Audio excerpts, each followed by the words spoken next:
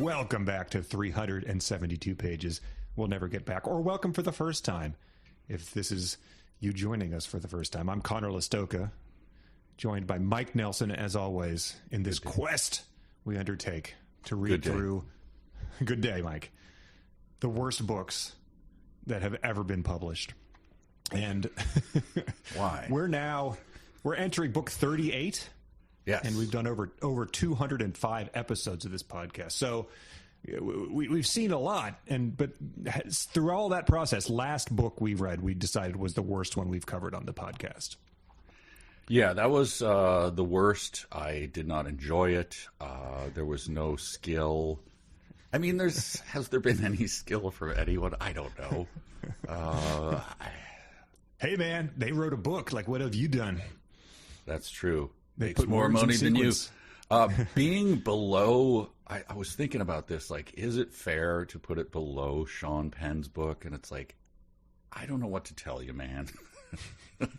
That was my feeling at the time. You know, sometimes people ask me about my writing. Like, why did you write that then? I don't know. It was Tuesday. I was hungry. I don't know. I don't know. So is it worse than Sean Penn? Let the listener decide. Anyway, we have a new book. Sure. And this book is a notorious book in the what amounts to the bad book community online. There is no bad book community in the real world. People are not getting together and having a garden party to discuss bad books over finger sandwiches and tea. It doesn't happen there. It only happens on these online spaces.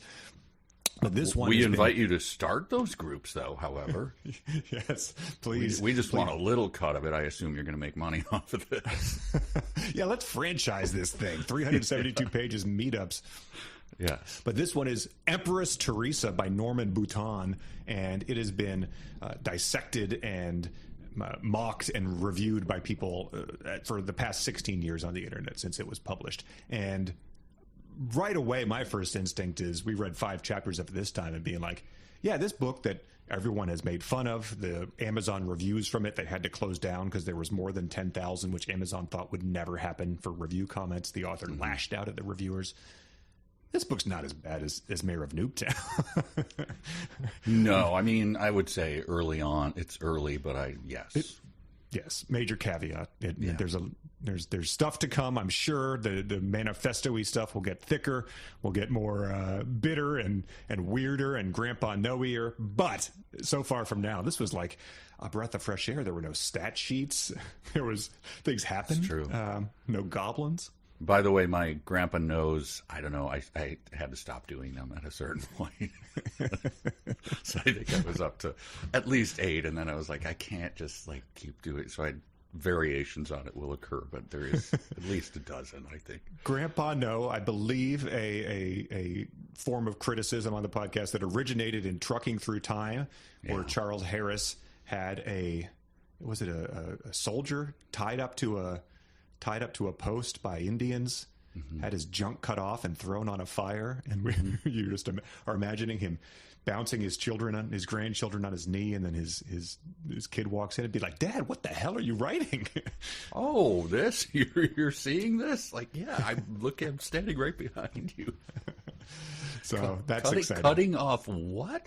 Oh, let me shut this. Let's go have a biscuit. Before we get started reviewing the book, and it will take a while because this is a long section of the book, there are a couple emails people wrote in. This is a first email was from Chris, and he informed us that great some pieces of art have had revisions. You know, you'll go back and see, I think behind the Mona Lisa there's like another version of it. So Da Vinci was like, oh, I didn't get this right, I gotta readjust this. Yeah, famously took him years and years, right? He would just work on it in his spare time. Yeah, you know, like a guy painting Civil War figurines in his garage. Just, you know, he would go back to it.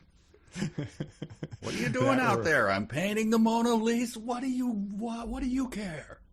But yes, Leonardo, we just saw this painting of a guy tied to a pole getting his junk cut off. Oh, that's just something I'm doing in my spare time. That's not going to go. Don't worry about that. But so just like that, just like musicians can now revise their albums on Spotify, Norman Boutin went back and readjusted his book, I guess, since it was just sort of self-published on Amazon. Chris said, the only two pieces of criticism Norman Boutin ever took to heart: you might find it weird that Theresa has a sister who is only mentioned once. This is because Theresa's sister Catherine was added in later editions after readers questioned why Theresa's parents left their 10-year-old daughter home alone. Oh, okay. So that's an interesting bit. And then he says another infamous point of contention was the fate of President Martin after the failed execution of Theresa. And this happened right at the end of the thing, and he resigns. In the original version, Martin kills himself, and Theresa gloats and revels over his suicide. So these are the things that people, I guess, pointed out in the original reviews, and he went back and edited these things. He also, every time you read something about internet trolls or critics, yeah, those are also things he went back and added, I guess, after the initial bad reviews of the books, which is delightful. Okay. I like that adding, like, I didn't understand why she was left home alone is like your criticism of this book. Like, yeah. You know, of all the things in this book, the thing that really was like the raspberry seed in my wisdom tooth was why was she left home alone? That's a weird thing to pick out. But okay. It is. It's like someone being like, hey, man, Chicago Manual Style says you should use the Oxford comma. And he's like, I've given it some thought. I should go back and do that. You just stabbed me a bunch of times in the stomach, but you have just a little bubble of snot, like, you know, just every now and then. Maybe just go do this to your nose. Like, put some effort into it. And then this is another email from Fallon, who provided a trivia question for you in the form of a Jeopardy question. Okay. It said, the heroine of Norman Boutin's Empress Theresa was inspired by this disgraced Olympic athlete. Who is, any guesses? Disgraced Olympic athlete. Wow. Someone who... True Jeopardy style. They sort of narrow it down for you in the clue itself. I'm sorry. I can't think off my hand. I don't know. Sure. Okay. Well, here was Norman's. It was an interview he gave, and this is what he said about the inspiration. But being in between jobs and having plenty of time, I became interested in the Tonya Harding, Nancy Kerrigan figure skating scandal of the '94 Olympics. It was never proved that Harding knew about the plan to whack Kerrigan's leg before it happened. I thought how interesting it would be if a man could read minds, could prove that he could, and then revealed that Harding was innocent. But I don't believe in mind reading and threw out that element. Then I thought a story should concentrate on the girl and threw out the male. Later, Harding, now called Theresa, had psychokinetic powers and used them to get revenge in her accusers. Not believing in psychokinesis, I threw that out too. Then I had an alien give Theresa powers to seek revenge. Now that was promising. Soon I thought a few people could relate to an Olympic figure skater and made Theresa somebody in an ordinary walk of life. So, wait, what was the inspiration? I don't understand. How does that tie back? That is like a game of telephone getting to this to the story we're currently reading. Wow. I think he's saying that she denied. That was interesting. Denied being involved, and so what if someone could look at her mind and determine, like a psychic lie detector test, whether she truly or not could believe, knew that she was involved in the planning of the attack? Wow. It's like, you know, have you ever had someone tell you an idea and you don't get it and you feel bad about it, but then they're like, no, but the thing is, here's the interesting thing, like, I'm not even understanding. What if then this person then was like a frog? Like, no, you have to go back to what's the original premise? Right. It's sort of a story by credit, and that is completely different from whatever you came up with or created by. Wow. But anyway, those are good insights into the man who's writing this book, I think. I am somewhat terrified when he gives you that little glimpse of his actual worldview, which happens quite a bit. It's clearly, you know, not a young woman, but it's always like, oh, no, don't show me that. Oh, you know, it's like, don't lift up that. No, I don't want to see that. Stop it. But he does it a lot. Yes, there are moments that we'll get to. A lot of times revealing his taste in art, or film that I think it's hard to describe and hard to ascribe to a 18-year-old. Yes. But let's dive in. Okay. The book starts with an epigraph, 3 epigraphs, Mm-hmm. 2 of which are content from the book we're about to read. Yeah, I didn't know you could do that. I was like, wait a minute, who said that? Oh, his characters. Is that legal? It's a power move for sure. Okay. Yeah, and then they bookend a psalm, so that's that makes the power move hit hard even more, I'd say. Yeah, King David and Theresa Elizabeth Sullivan Hartley. It's sort of the same way that he goes on to in the very beginning of the book. She says, "I hope I'm not bragging to say I was cute as heck at age 10," and then mere sentences later say, "Churchill, Hitler, and Lincoln will be footnotes in dusty history books 1,000 years from now. And nobody remembers Charles Martel, who saved Christianity in Europe by winning the Battle of Tours 1,300 years ago to set up the world as we know it today. But Prime Minister Blair said I'd be remembered for 1,000,000 years." Mm-hmm. I was like, right out of the gate, a slam on, I'm assuming it's a slam on Charles Martel. Nobody's going to remember that piker. And then, Churchill, Lincoln, sure. Don't drag Hitler into this. Come on, man. That's just distasteful. A footnote in a dusty history book. Oh, yeah, that guy. Yeah. Do you remember when our parents died? Yeah, I remember it. Before that, he said, Blair, this is Prime Minister Blair, said I'd still be remembered in 1,000,000 years, and then said, "Did you catch that?" Like, yeah, I caught it because it was the previous sentence. When I read, I don't skip every other sentence. Maybe that's a technique some people use. I don't use that. I caught it because you wrote it down and I had to read it. So, yes. Yeah. And I think it's the 5th sentence of the book, so if you're zoning out by then, not a good sign, and probably maybe some of those Amazon reviews are accurate. Prime Minister Blair, just keep that in mind. Yeah, Prime Minister Blair. I know who he is. Churchill, Hitler, Lincoln, we know who those people are. Charles Martel. Exactly. You probably know a little less about him, but I know who he is, yeah.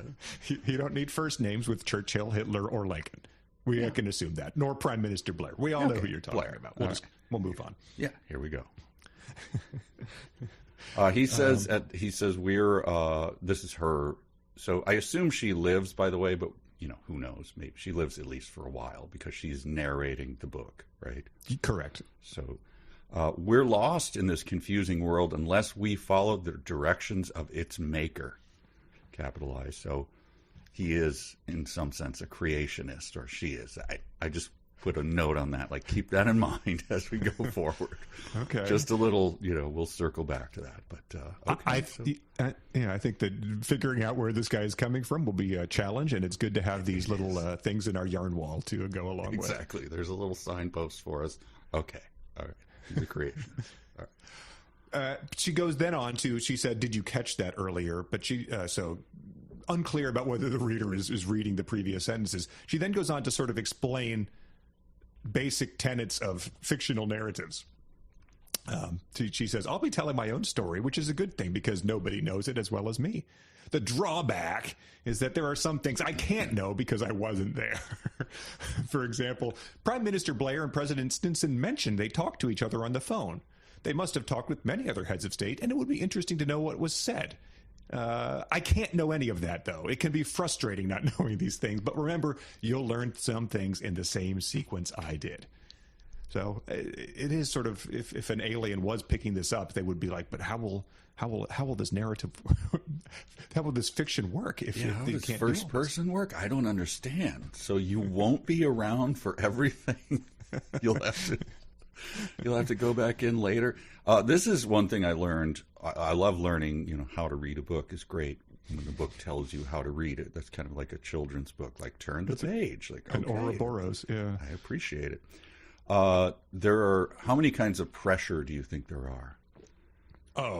Billy Joel's pressure, Queen's under pressure. There are only 2. Maybe those are the 2, but no, they're not mentioned. One is threats to your life and health. And then I had more than my share of that with 1,000 assassins wanting to get me. So that's one kind of pressure. The other kind is bearing responsibility for other people's lives and welfare. So those are the only two kinds of pressure. Okay. But one of them, she had 1,000 assassins after her, which, again, I guess first person, and I assume she's not writing this when she's 10 years old, but, you know, like, correct.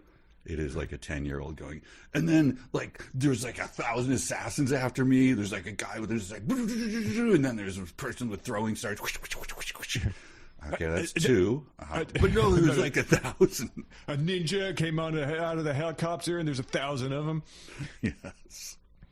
This bearing responsibility for other people's lives and welfare. She adds, that's really tough if you care about them, which, yeah, it's, you know, other people's lives and welfare, really easy if you don't give a damn about any of them. You can just sort of, yes. very, very easy to overlook that.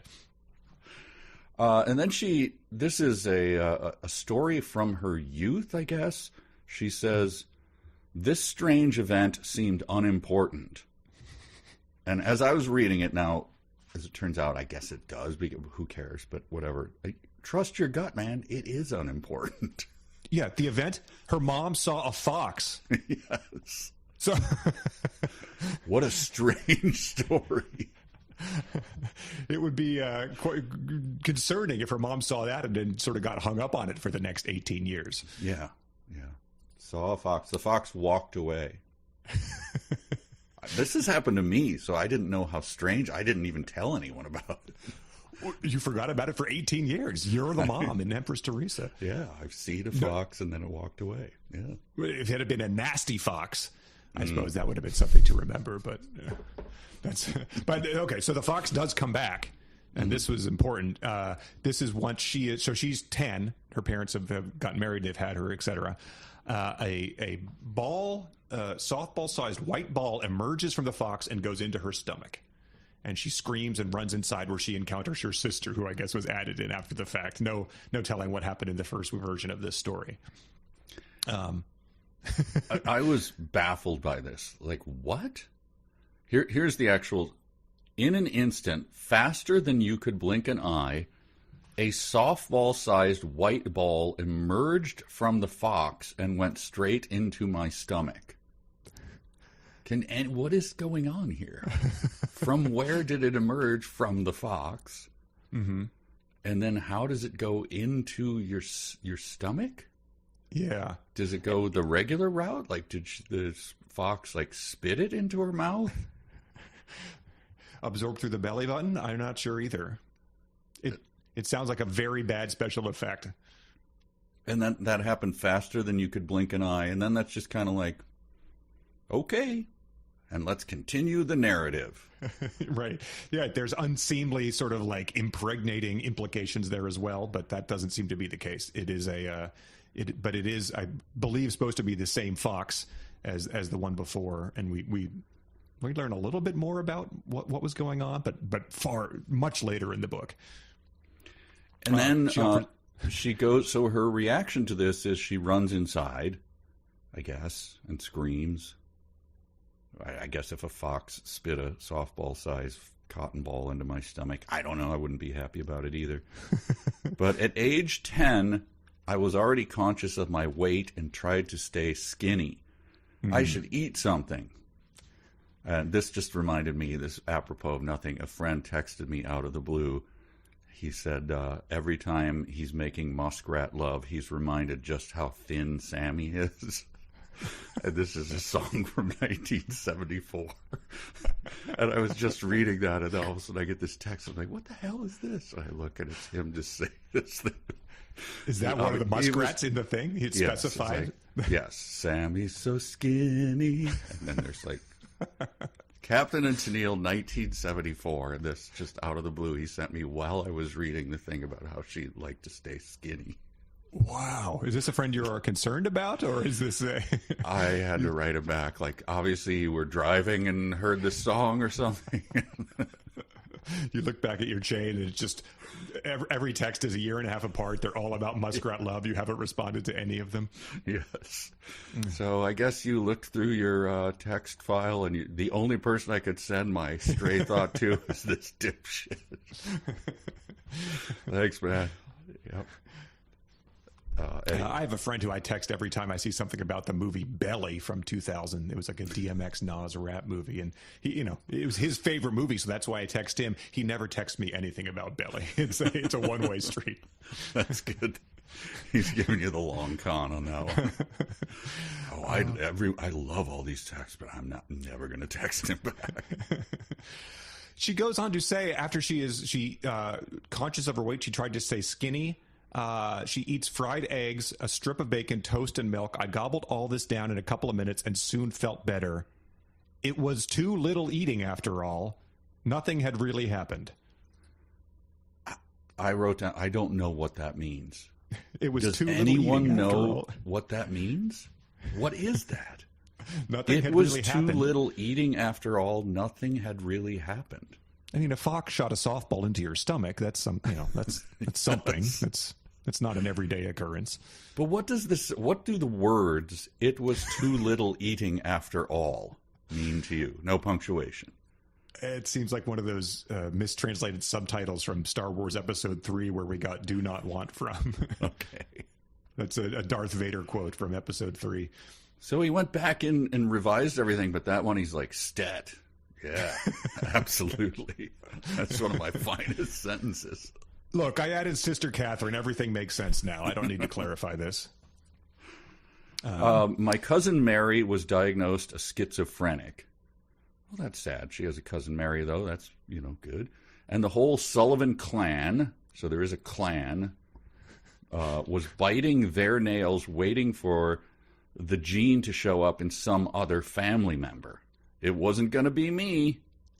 So this is her explanation for the fact that a fox threw up a softball and she swallowed it.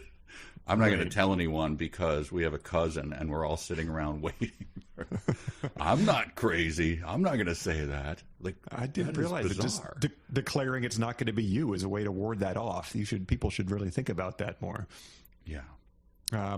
What has happened there is she's saying that because the fire department has shown up and it is using, I guess, like a little thermopen or something, a barbecue thermometer to measure temperatures around the house. There is no fire, but they are detecting that it is as hot as like 110 degrees in some of these places around here.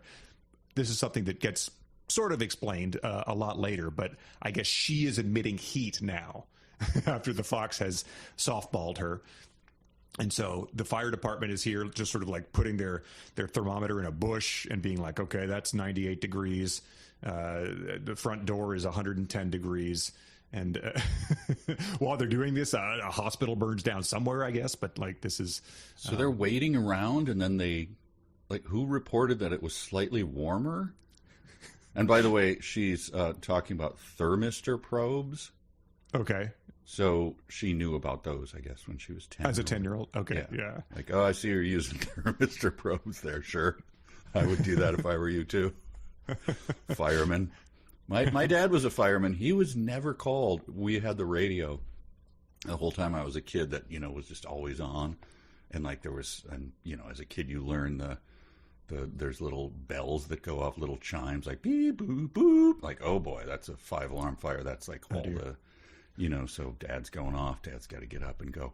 It was never to put thermistor probes in the ground because it was slightly warmer in someone's house.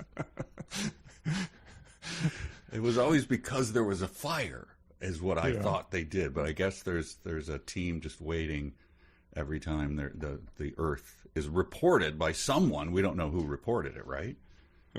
No. There's no thing of that. That would be someone that maybe would follow Cousin Mary on the path to schizophrenia. Think, oh, that person's on the line again saying that it's slightly hotter in their backyard. Like, we're not sending another truck out there. Yeah, that's like, at a restaurant or something, they've changed to this thing of going, how are the first few bites tasting? Which is the standard now. It used to be, how is everything? And then people go, it's like 3 degrees too warm. So, well, I can't really, Yeah, get out of But, our you know, restaurant. how is everything is like, let me look around. Yeah, I don't like that. You know, so they've narrowed it down to just like your food is here as you sluice it around in your saliva and begin to start digesting it before it goes into your stomach. How is that sort of taste? And that's all I want to limit this to. Don't give me any crap about how cold or warm it is. So I feel like some servers take pride in being there to interrupt you just as you are, like at the most awkward part of your first few bites, you know, to let you do the hand up, like hand in front of mouth as well as you try to swallow it and then mutter out like good, hoping you're not going to send a speck of, spittle shrimp onto their apron. Or they wait, you know, you're like, look, everyone, this is a, you know, mother has finally passed away, and I think we should talk about dividing up. Can I get you some potato scooters? Like, all right. You could have waited until I finished my sentence. Maybe we should have had this discussion around our own home dinner table. That might have been more. We shouldn't have come to Applebee's. Yeah. So after the fire trucks show up, they do the thermistor probes. They take all the temperatures. We're not explained why any of this is happening in the moment, so it's very confusing. And then she starts seeing, unmarked white vans just parked down the street. So we're led to believe that whatever has happened here is now she's being surveilled by mysterious government officials, essentially. Yeah, and the giveaway is she tries to call Alice Pizza in Framingham, I believe. Yes. Not Pizza Alice. That's a totally different place. That's across the street. Famous original Alice's. Yeah, they do a Chicago style. Like, oh, God. This is terrible. This is Alice Pizza in Framingham. And she knows that, like, they're listening to her, right? Like, the person. So she was, I mean, this is really, I don't know what year this is, but there's an operator, I think. Correct. So I'm over 60. I don't ever remember an operator. I know it's a thing in movies from the 30s, like, an operator. Operator, how may I connect your call? I need Alice Pizza in Framingham. So I don't know what year it is or what's going on, but she has an operator. In first or second grade, I was at my friend's house, and I called the operator Zero and did the "is your toilet running" joke, and she called back and said that if I ever did that again, they would arrest me. Yeah. So I was aware of the operator, but it wasn't something that you needed to utilize quite a bit.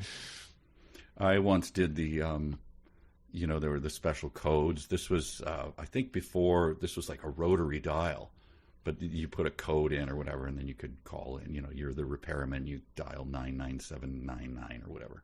We somehow that leaked out, and it was one that it just was a ringback. So we did it at my grandma's house, and then the phone wouldn't stop ringing, and we couldn't stop it. And she was like, the world had ended. Like, you guys are going to the juvenile center for the rest of your lives. So same type of thing. Like, it's just a prank. Like, well, now my phone is ringing.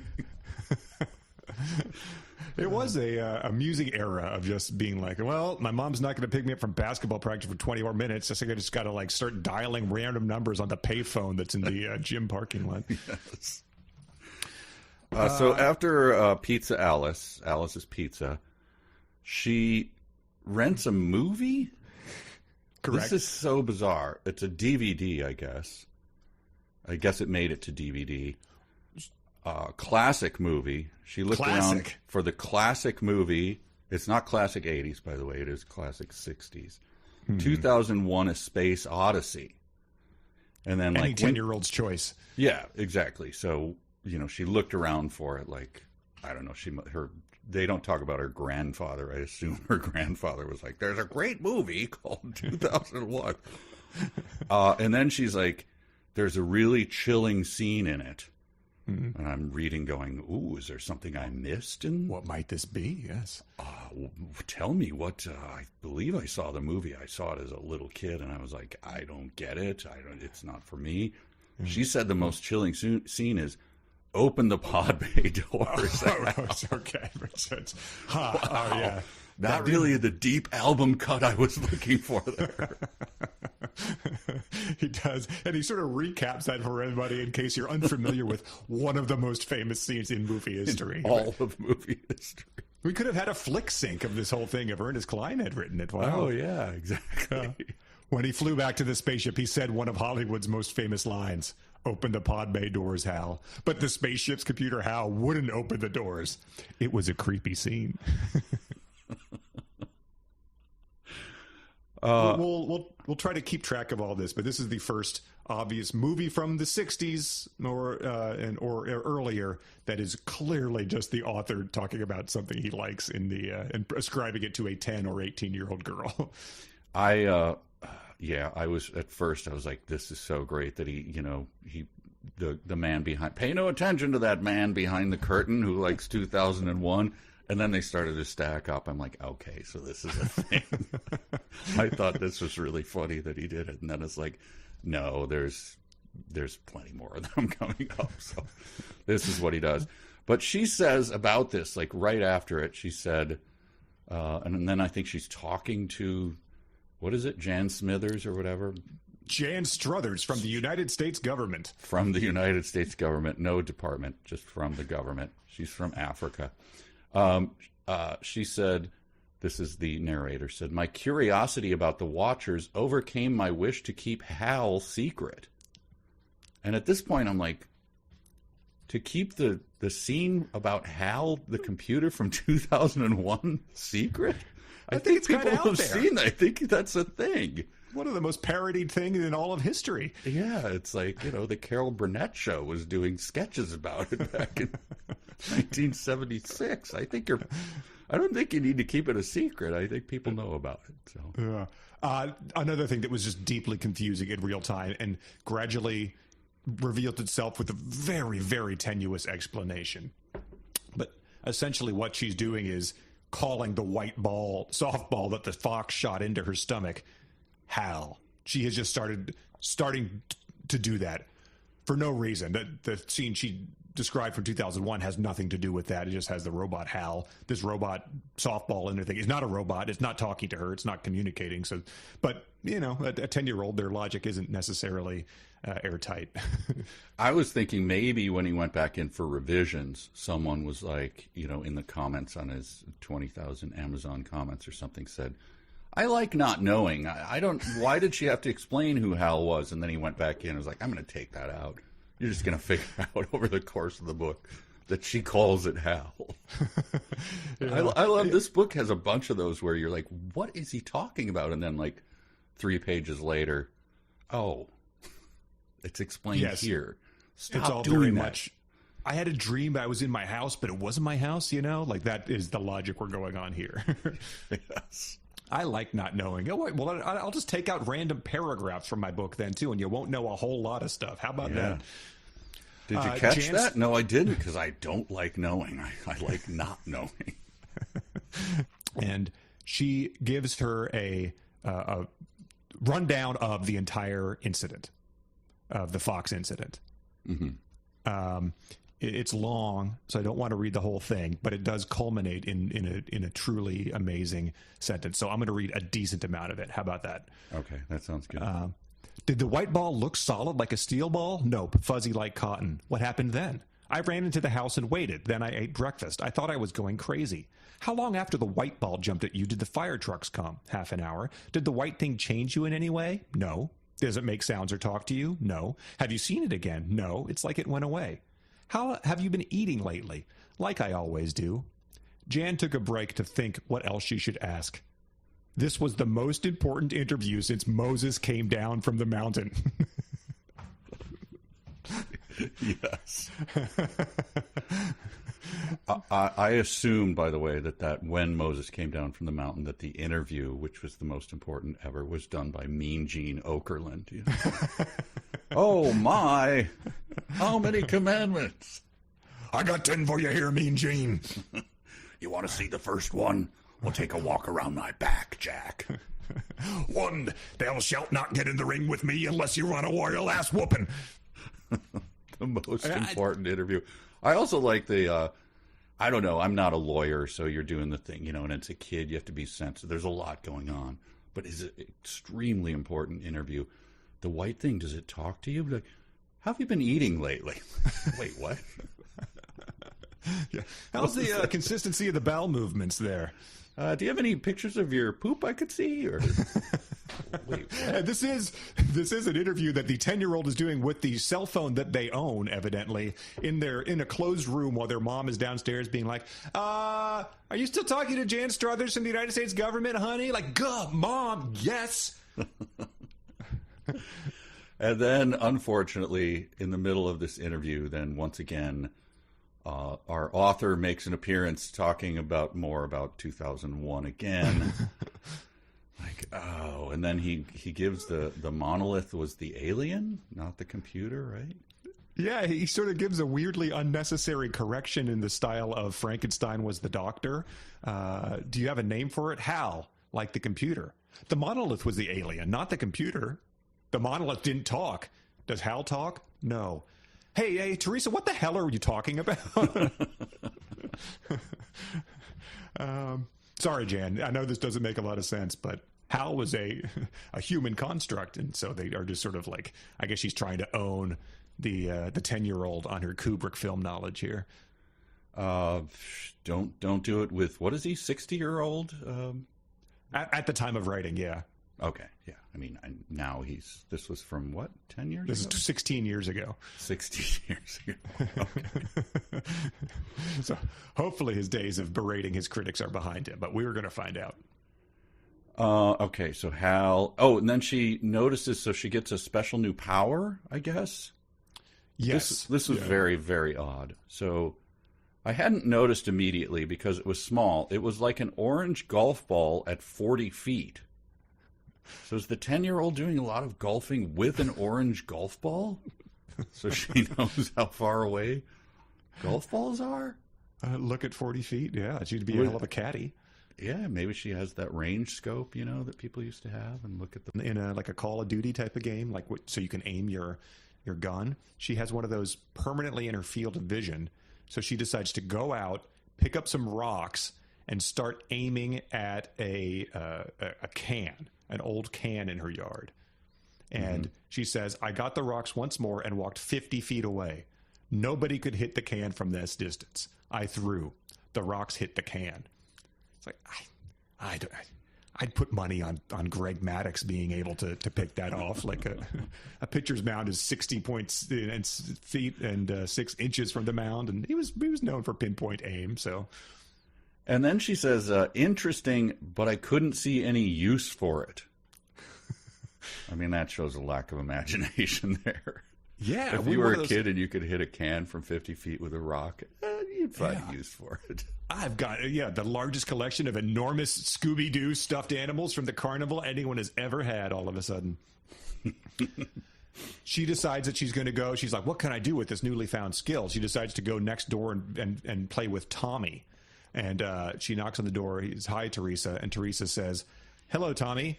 You want to pass the ball? What? And he goes, Tommy somehow knows what she means by that weird alien language and retrieves a baseball and 2 baseball gloves. And they start playing catch as any normal person would call that activity. And then he doubles down on it. You're like, okay, maybe I'm missing something. We stood roughly 15 feet apart and passed the ball back and forth. I backed up 20 feet, and we continued passing. It's like, come on, man. You live in Red Sox turf, don't you? Like, you gotta...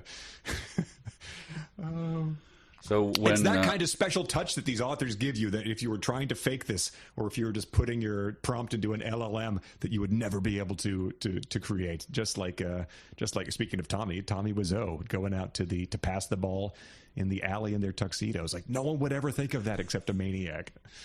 Don't you love when you get to a ball game early, or just when the team warms up on the field and then they do the long pass, which I can't even.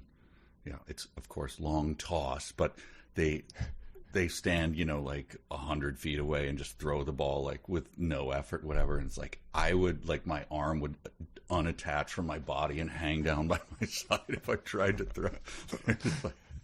Long pass. Yeah. Long pass. Or like now it's a thing that outfielder will probably go out and toss it to a kid in the stands type of things. And then, the proud parent is always recording it, being like, I can't believe it. My son's playing, passing the ball with Max Scherzer. And Max Scherzer's like, all right, ball right back. I'm not doing this anymore if that's how you're calling this activity.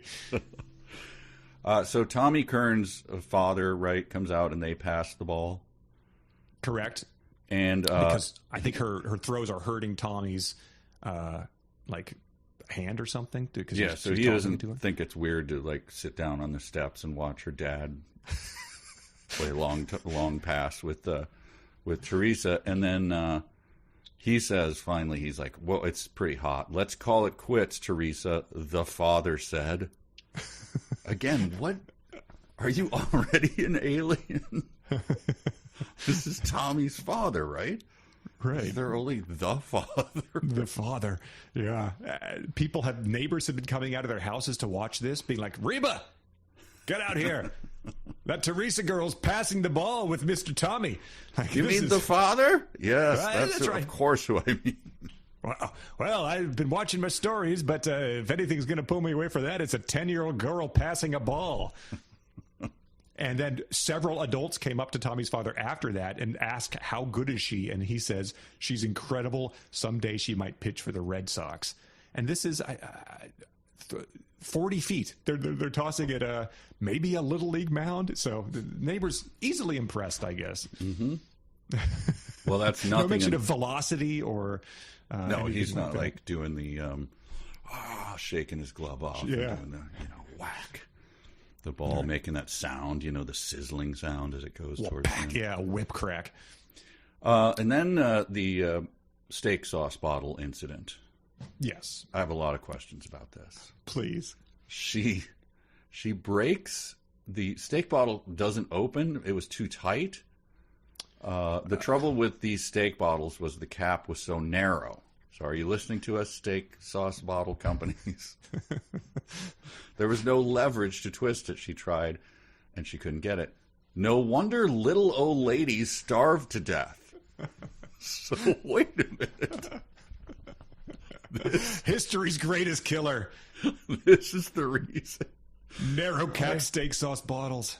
Grandma, your balance is off. You're getting too thin. Well, steak sauce bottle caps are too narrow. There's no leverage. You can eat something besides steak sauce. Oh, can I? Can I, Einstein? Okay, Gordon Ramsay, what are you whipping up for me? Hang on. Yeah. Grandma, Bernays? No? That doesn't come in bottles. Okay, well, I could put ketchup on it like a maniac.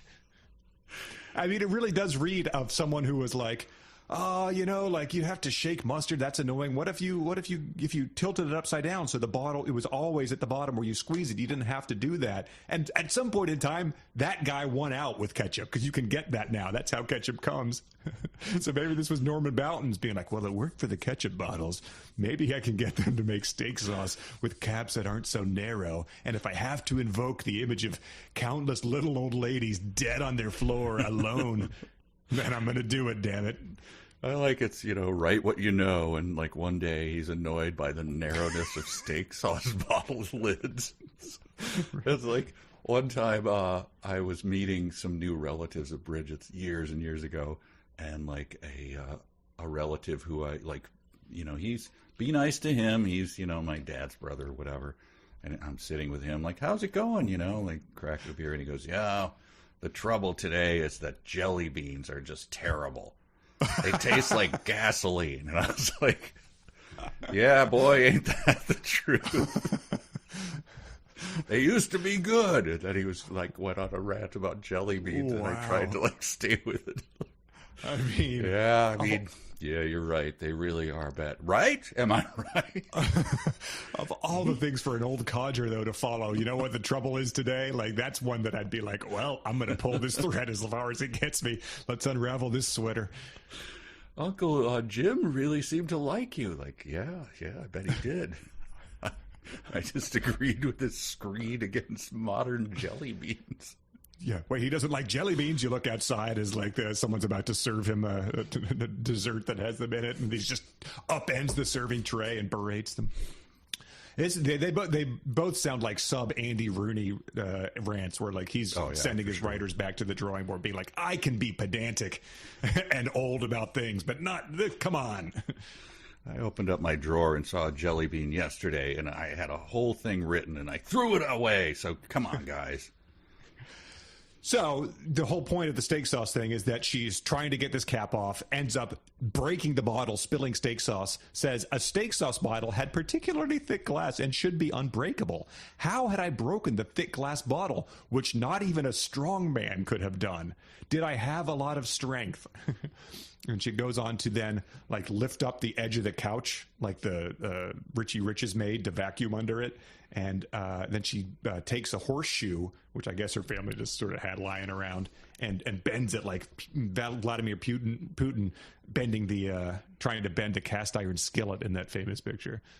Isn't this like phone book ripping and horseshoe bending, like old-timey circus stuff? Once again, between the wars. I mean, yeah, if you saw a carnival come to town as an impressionable 7-year-old in the 50s, perhaps that might be something that stuck with it and made your 10-year-old girl protagonist do in your 2010 novel. Did she put on a unitard with only one strap across one shoulder and then lifted up one of those dumbbells with the two round balls on the end? Well, she says not even a strong man had done that, so maybe she determined that's her calling in life if she's able to do that. And then she grew an enormous mustache and slicked her hair back with some sort of oil. Yeah, they were traditionally bald, right? That was sort of the strong man. Okay. The strong man and the bearded lady go hand in hand. She decides she needs to figure out what's going on with this. She can't tell her mom about it. She fills a burlap bag, the type used by environmentally conscious people who didn't want paper or plastic. I know I've got a thing full of burlap bags I take to the grocery store every time I'm going shopping. She grabbed it on the way through the living room. I picked up a burlap shopping bag. So that means her parents are environmentally conscious people who don't want to use paper plastic, right? Why do they have one? Correct, yes. In their living room. In the living room. All right, anyway, that's one of his quirks. So, like steak sauce bottle, cap narrowness. You ever notice how all those environmentally conscious people are using burlap these days? What's up with that? I don't like burlap bags. You ever notice that when you're taking burlap to the grocery store, the burlap fibers get into your tomatoes? Why do the people who use burlap bags always have to use those crystals instead of deodorant? They stink. Anyway. Yeah, that's one of his, so he hates that. So she goes and she brings a burlap bag of horseshoes to Father Richard Donity. Father Richard Donity. It's a little donity in here. Yes. Right? And then bends them in front of him. Correct. He shows up the thing, bending multiple horseshoes to demonstrate that she has strength, and his immediate thought is diabolic possession. Yes. Interesting first thought to have. And then it was... So she goes back to the government. This was maybe I'm skipping ahead. If you have something, let me know. No, but it was concluded that there was no diabolical possession. Which is very passive language for what I assume was something that could have been the focus of the book.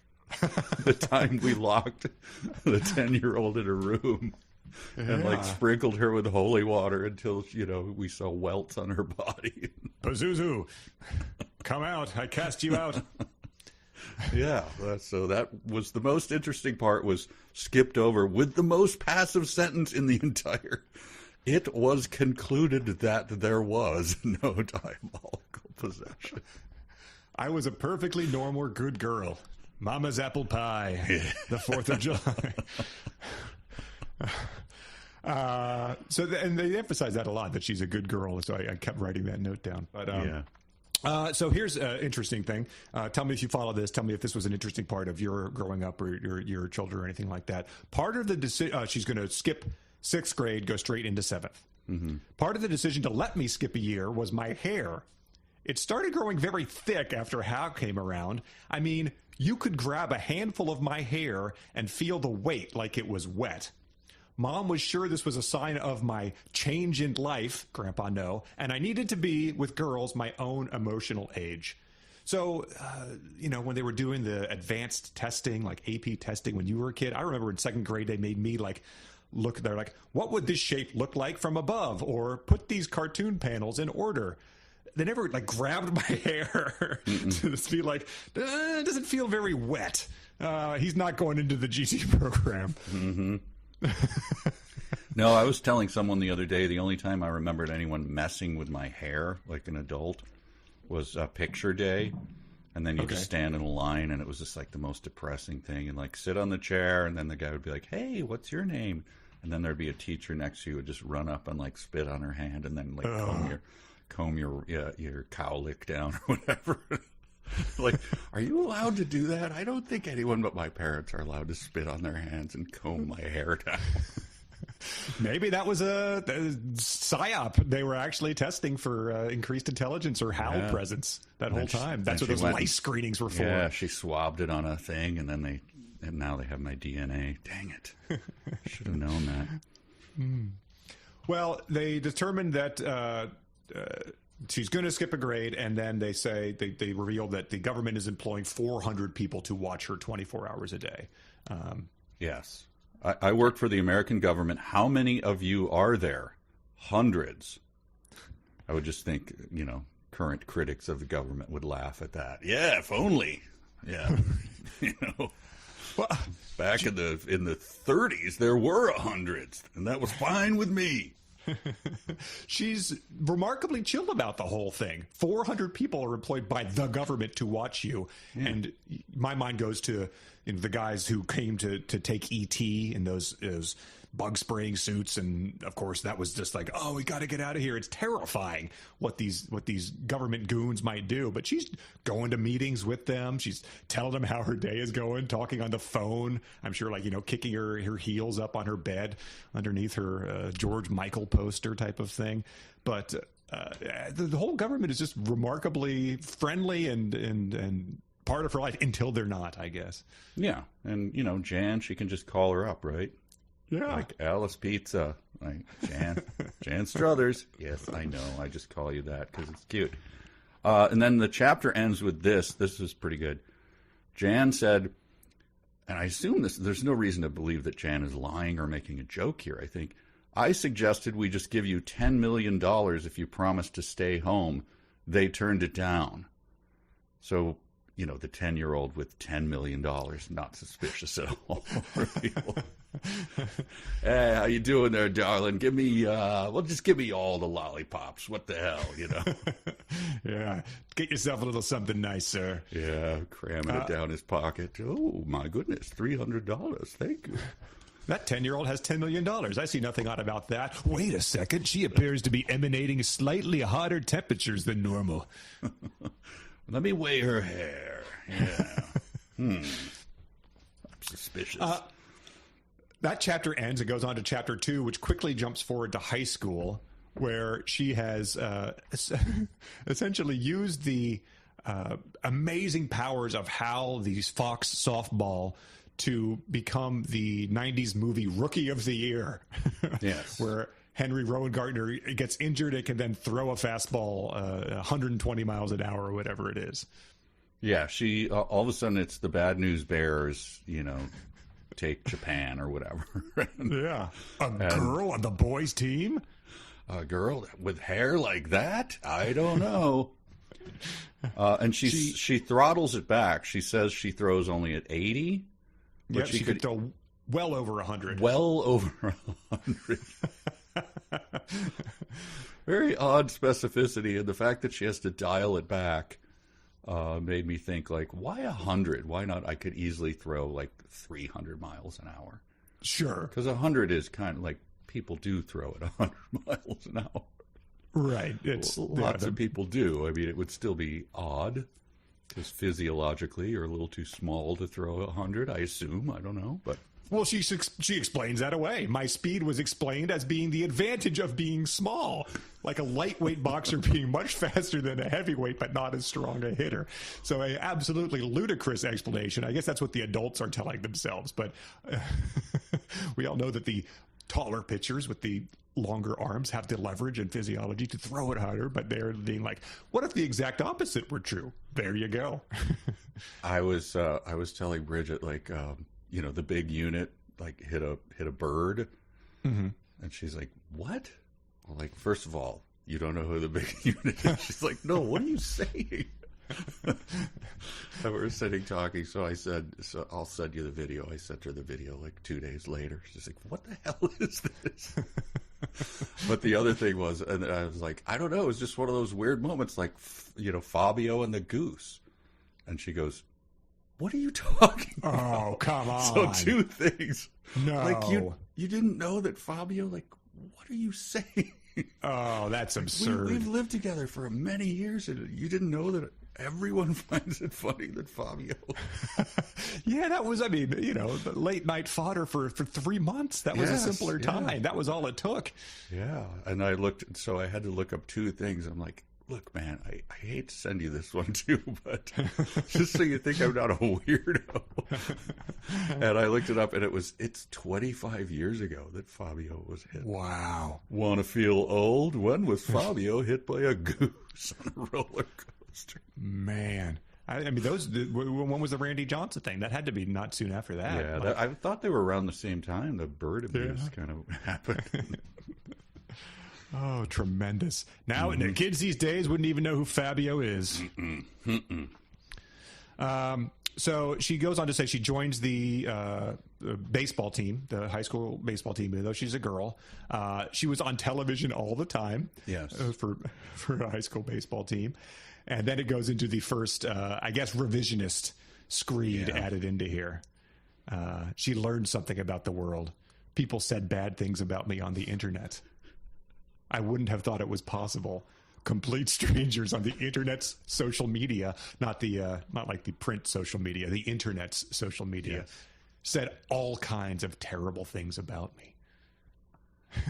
I was like, okay, this, you know, obviously now we know it's fiction because people don't do that, of course. But and then it gets weird where this was maybe a Grandpa No kind of a thing.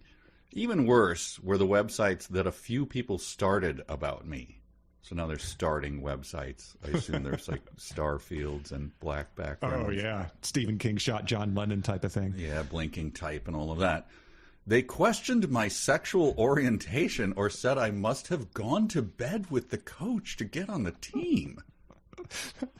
Grandpa, no. What? That's a pretty serious accusation, Grandpa. Wait, what? The coach is like, this girl throws 100 miles an hour. This is literally every Disney movie possible.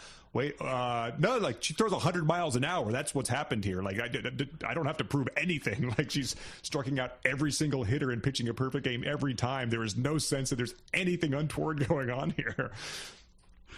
Well, again, these are just people setting up sites about her on the internet. Yeah. So they said I was making out with everybody on the team. Oh, okay, that's a site that people are like, you're shipping her and the rest of the team now. This is not a site we need to take seriously. And are these all separate sites? So one is devoted to one and one is devoted to the next, and one, or is it just like? Yeah. I'm opening up a site about her. I'm just going to throw stuff at it and see what sticks to the wall here. I have to imagine they're part of the Theresa web ring, and you can click through there. Click onto it. They were internet trolls, jealous cowards who attack from the safety of anonymity and distance. I was told my only strategy was to ignore them. I ignored that advice and instead wrote these screeds into my own book about the thing. Went back into it. Wow. Is he calling up early 2000s Van Morrison and going, yeah, you too, right? Yeah, I'm going to write a song about it. I hate these guys. What was Van's thing about the internet? I remember he was anti lockdown and anti Facebook in 2020. Earlier than that, he had a song about something on the internet. It's just a site on the internet, talking about him. No, you don't. The whole "don't feed the trolls" thing. Don't write a song about somebody else. What on earth are you doing logging onto the internet, guy who wrote when I venture in the slipstream between the viaducts of your dream? Go back to that. Yes, exactly. More of that. But speaking of personal things interjected here, he does a delightful passage where a teacher takes her aside and is like, well, these trolls, Mrs. Steinfeld explains to her over the course of 2 pages, describes an Amazon Prime ad to her. That this is a real commercial people wrote in. We'll link to it. But it's there was a TV commercial years ago I never forgot. A young woman had 3 horses and bought a 4th, a miniature horse only 2 feet high. and goes on to describe it's sort of an ugly duckling scenario. But the little horse ends up winning out because she buys a doggy door on Amazon, and the horse can come into the house and be with the woman anytime he wanted. I was reading this going like, this can't be, what are you talking about? This is like someone telling you their dream or something. Like, no, stop. I don't need to hear any more. This is just your dream. The fact that you remember it is just pure luck. I don't care. It's not real. What? The fact that neither of us knew about this ad, which I'm sure came out in 2009 or 10, whenever he was writing it, is crazy because, we're attuned to this kind of nonsense. It's not like he's writing about the Budweiser Was Up ads or the Energizer Bunny or just, things that really permeated the culture. A forgotten online Amazon ad that essentially you could just tell us the story of the ugly duckling and you'd achieve the same point. I wonder if it happened at the same time he was trying to open a bottle of steak sauce and this ad came on. God, this is so frustrating. Well, hey, this is kind of an interesting ad. I should order a doggy door. All right, I've taken the wrong messages from this, but yeah, that was very odd. And obviously the little girl, like, this is a teacher, right? Mm-hmm. Telling her this story. So it's like, freaks and geeks, like the guy, the hip guy, like, no, I know what it's like, man. I saw that Amazon ad. Like, no, stop. Stop.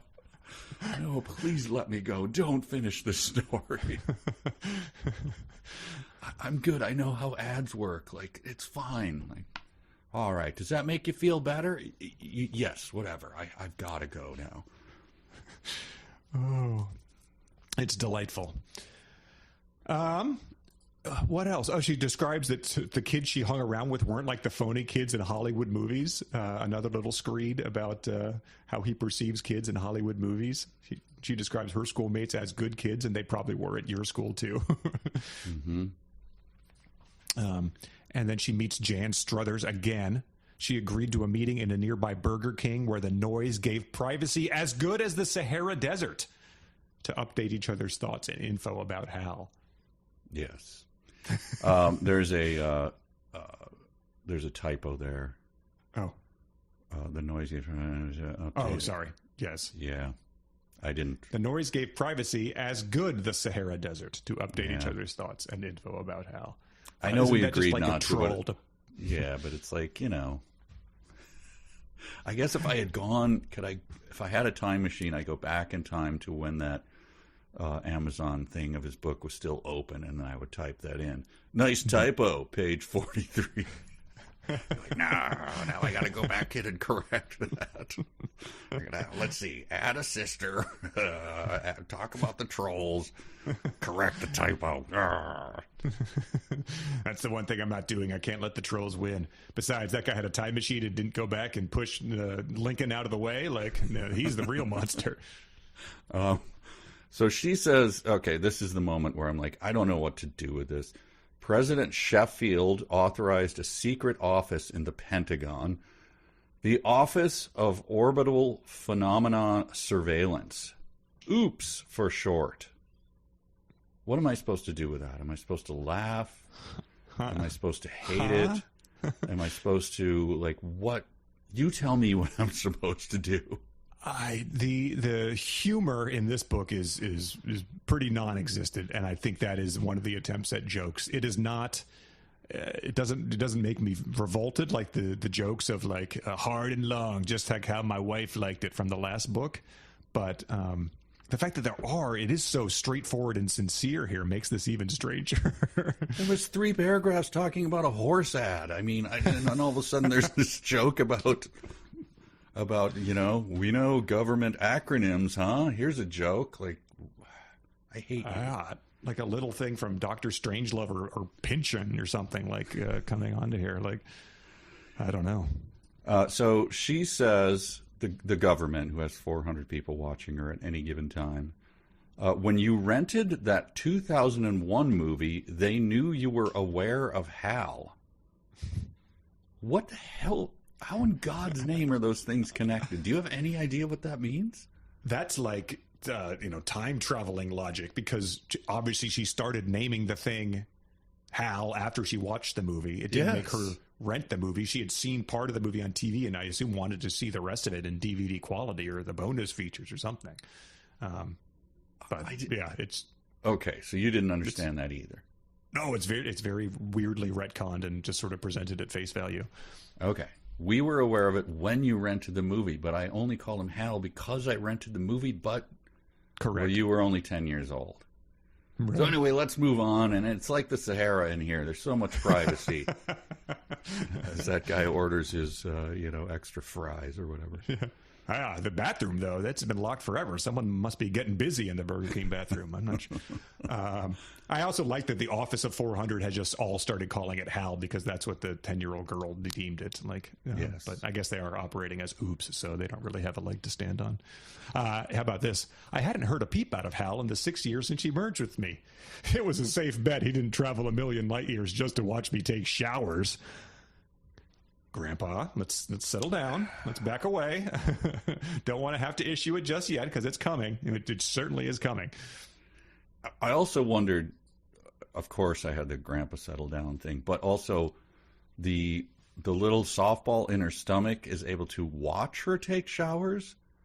So is it like one of those? I only get them when I get a rental car where you can see the entire space around you from the virtual camera on the 360 roof. Kind of thing. Yeah, like you're too close to get into this parking spot. Like, okay, I love that. That's great. Is that what Hal is like? He can kind of like put a virtual thing above her while she showers. Yeah, I don't know how it works. The watching, or the fox is back in his den, and that Hal is sort of his into the whole thing, and the fox is the true pervert of the whole story. Yeah, talk about a nasty fox. Yeah. Brother, they set up another meeting for her and the local priest, Father Donati. Yes, with Jeremy Benton, who is the personal aide to the Prime Minister of England. Oh, the Prime Minister of England. That's a character we've been introduced to at the beginning. They quoted him, right? Prime Minister Blair. Tony Blair, so yes. He's, I'm Jeremy Benton, personal aide to Prime Minister of England, Peter Blair. Please sit down. That is infuriating to me. I was enraged when I heard that. So it wasn't Tony Blair? There is a Prime Minister of England at this time. At that time, who was in office for a long time. His name was in the news constantly.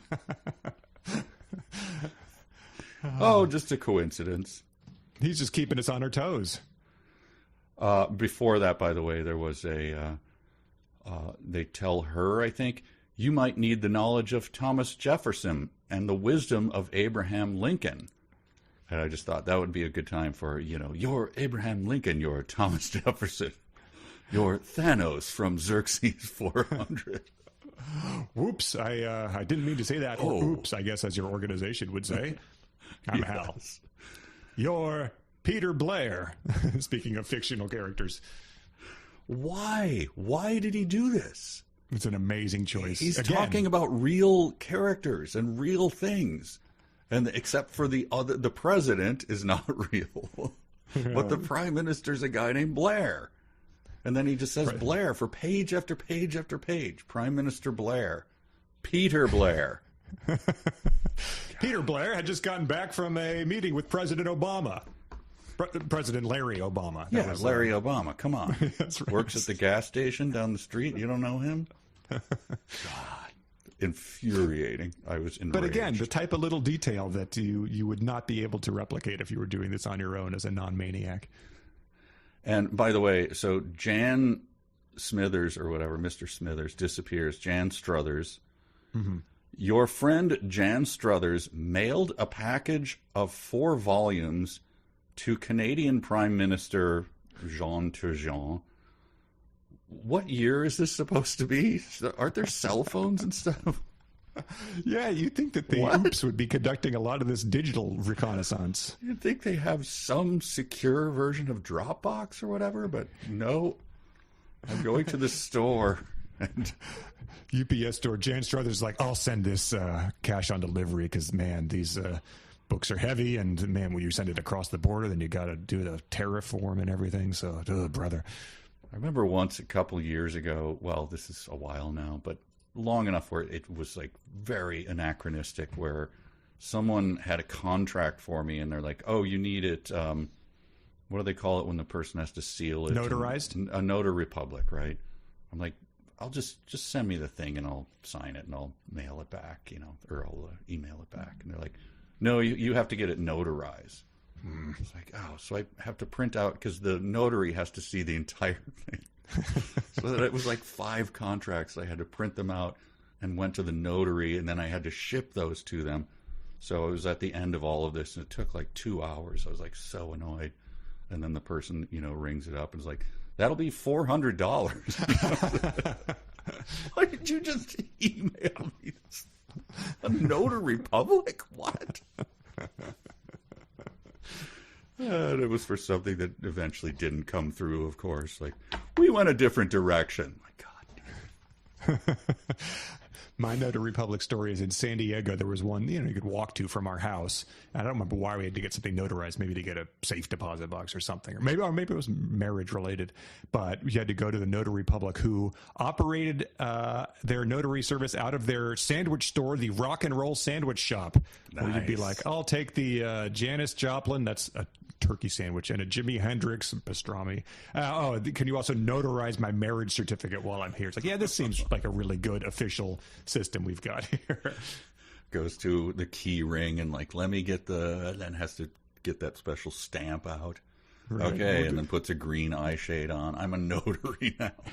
Right. Okay. That doesn't look like a wax seal. That's mayonnaise that you did. Oh, sorry, I got the mixed up. Yeah, whoops. A little dab of that. Okay. So they're worried that the current President Martin, has gotten rid of Jan.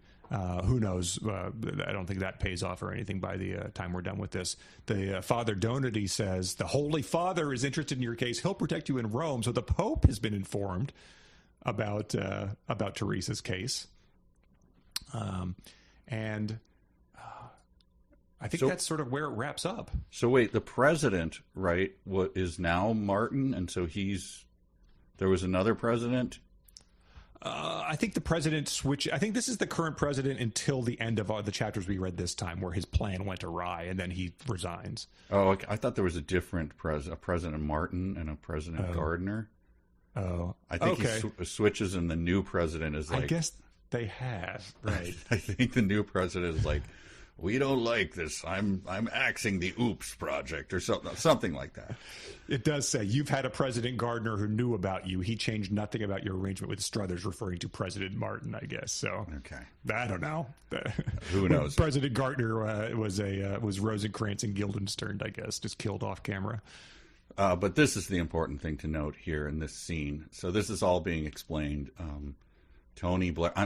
Peter Blair is explaining to her something about what they're, this is what we're doing, blah, blah, blah. This is why you're, who you are. You can pitch 80 miles an hour. Clearly you're an alien. And then Father Donut wrapped a leg around my ankles to warn me. First of all, Here we go. Grandpa, no, but also, what the hell is going on? Is he an octopus? Mr. Fantastic? Father Donut wrapped a leg around my ankles to warn me. Yeah, it's... What? I mean, no, from my perspective, they take the young person to visit the priest, and I, of course, go to unsavory things. But then you start doing stuff like this, and you can't... Exactly. You can't help but... But it ends with this. This is really good. This is about her fellow seniors. This is her. 12 years of education hadn't taught them a thing about human nature. They labeled people. They were suspicious. They bullied or were obnoxious in some way. They were not worth much to themselves or anybody else. You sure this is the right person to have unlimited power? It always works out when people dehumanize entire groups of people and then get power. I've never seen that go wrong. Yeah. Well, I mean, especially because you just talked about how they were good people and not Hollywood phonies, and they were probably like that at your school too. So the mercurial tendency to vacillate between these two things is also rather concerning. So I guess maybe he has a copy of Catcher in the Rye on his shelf. So they were phonies. 100%. Yes. Okay. But they were bad people. They all smell bad too. Come on. They have narrow necks, like a steak sauce bottle. All right, that's the end of Chapter 2. Before we get to Chapter 3, though, I think we got to do some fanfic about this because people are very excited to see if they can talk in Norman Boutin's voice. Fanfic. Real fanfic. Real fanfic. Fanfic. Fanfic. Real fanfic. All right, this is Real or Fanfic, the segment where our beloved, trustworthy, attractive Patreon jackals send us in either segments that come later in Empress Theresa or fanfic that they crafted themselves to try to mimic the author's style to trick you. And you will try to guess which of these 5 are real and which are fanfic. Mm-hmm. Are you ready? Yes. Number 1. No, that's at patreon.com/372 pages, by the way. Mm-hmm. Number 1. Jan Struthers was looking old and tired. I guess that her career and having no personal life had taken its toll. As for me, despite the stress I was under, Steve said I looked more beautiful than ever, and from the way he looked at me, I believed him. Part of it was just being 18. Many girls are at peak beauty then, but I also had the benefit of love, and I had faith in God's will. This gave me inner peace that had to show itself outwardly, too. I pulled my thoughts back to Jan's words as she explained the new government plan. Theresa, we have created a fake Hal, a man-made Hal that has been programmed by computer technicians to do what we tell it. We have named it PAL because it has been designed to convince Hal to be more friendly to humans. The computer techs designed PAL to interact with Hal like a twin. I was skeptical of Jan's story. A man-made Hal? This PAL would at most only be as smart as the men who had created it, not a potential interstellar genius with thousands of years of experience. But I had to give them credit. Jan and her fellow agents had not sat idly by hoping I would do all the work. They had tried to think of a way to help, and I would credit them for that. Wow, little Dr. Seuss there with Hal and Pal. I thought it was going down that road for a while. Wow, so people are reading ahead, obviously. So Jan Smithers is back, and so is Steve. I mean, or she gets back to them, I guess. No word on Canadian Prime Minister Jean Turgeon. I don't know. I'll say real. Okay. Number 2. The whole world was watching. My hair had dried and flared out in that magnificent mane that oohed and awed everybody. My green outfit was modest, only 5 inches above the knees and with not much cleavage, but didn't hide my well-turned figure. All right, my chest and butt were well outlined. There. I said it. So call the police. Was I conscious of the effect I had on the viewer? Everybody knew I was, or I would be sitting down. I could imagine Steve grinning from ear to ear. I glanced at the TV screen. It showed my magnificence in full-length profile. The technicians started grinning. They knew, and knew that I knew they knew, etc. I struggled to maintain an innocent expression, but the grin worked its way out. I couldn't help myself. I had to say it. You should see the little black dress. Sorry, you should see the little black nothing dress I had on the first time Steve entered my dorm room. The technicians and government men all laughed. Who could blame me for taking a once-in-a-lifetime opportunity to flaunt it to the world? Good heavens. I mean, I'm going to say fanfic just because I hope like hell that's not real. Number 3. The long curved staircase provided me with the grandest possible entrance to the foyer as Steve was shown in through the front door. Arthur quietly disappeared with the luggage. One thing I found out about English servants, they know when to get the heck out of the way. Steve spotted me as I was about 3 steps from the landing. His weary and jet-lagged demeanor vanished as if he had just been outfitted with a fresh set of batteries. He stood tall and strode to the landing, his eyes flashing and drinking in every inch of me. I descended the final steps and then stepped into his embrace. My husband spun me as if an orchestra played. It really is you. You're really alive, he half whispered. A single tear rolled down his cheek. You act like you haven't seen me in 2 weeks, I teased. It has been more than 2 weeks, he said, pulling me closer. For me, it's only been about 2.5 days. I don't understand how any of this works. I just thank God for having you back in my arms. I took half a step back and looked him in the eye to broach the topic about which I knew was on his mind. Then you forgive me for not telling you about Hal? Forgive you for protecting me as long as you could? With one smile, he evaporated any tension I felt. Then he added, now that I know about your secret identity, I would be honored to take on the role of Lois Lane if my amazing wife is called to be Superman. Oh, boy. I mean, Steve's a good guy.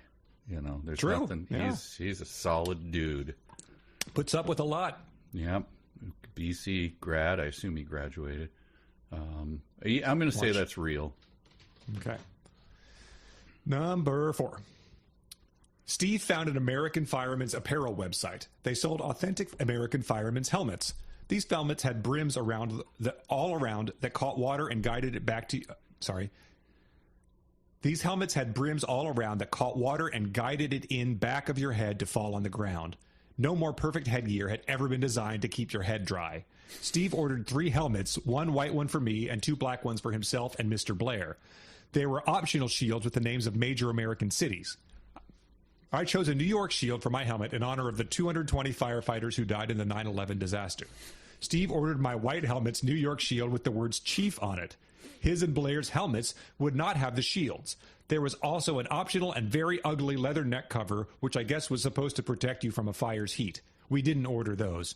Finally, there were plastic face protectors, something like some football players used, except they could be raised up over the front brim. These made the helmets authentic, all business helmets. We ordered them. The first day of our England tour, we wore the helmets. They were a smash hit. The English people had never seen them in real life and oohed and awed. Prime Minister Blair was soon seen wearing his helmet, too. What the hell? These things they're so weird that I have to say that's real, too. I don't know. I'm going to get slaughtered. I don't know. Who cares? Last one, number 5. Prime Minister Blair smiled and said, I have somebody who wants to meet you. And suddenly the doors swung open. It was the Queen. I had seen her on TV during the royal wedding reruns and never thought I would meet her in person. The Queen looked just as regal as her portrait on the coins. Her dress was sleek and bright green with a small diamond brooch on it. She wore a sparkling crown that I realized was the St. Edward's crown. I took a deep breath and could not believe she was here to see me. Before I could do a bow, the Queen bowed to me. Theresa, you are the most brave and wise girl, and my fellow monarchs of the world will have all decided that you shall have our jewels to show you how much we appreciate what you have done for us.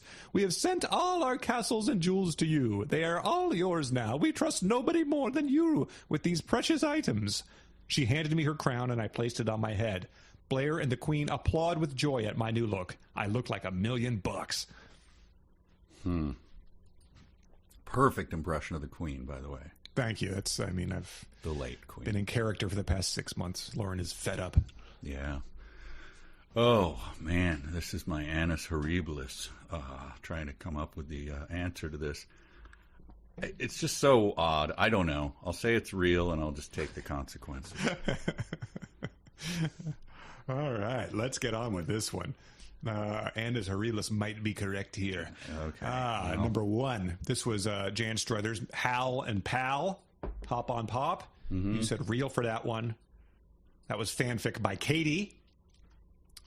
0 for 1. Number 2, this was her with a dress 5 inches above her knee, showing it off for everybody, flaunting her figure for the world. You said fanfic for that. That is real from later in the book, submitted by Todd. So we got that to look forward to. 0 for 2.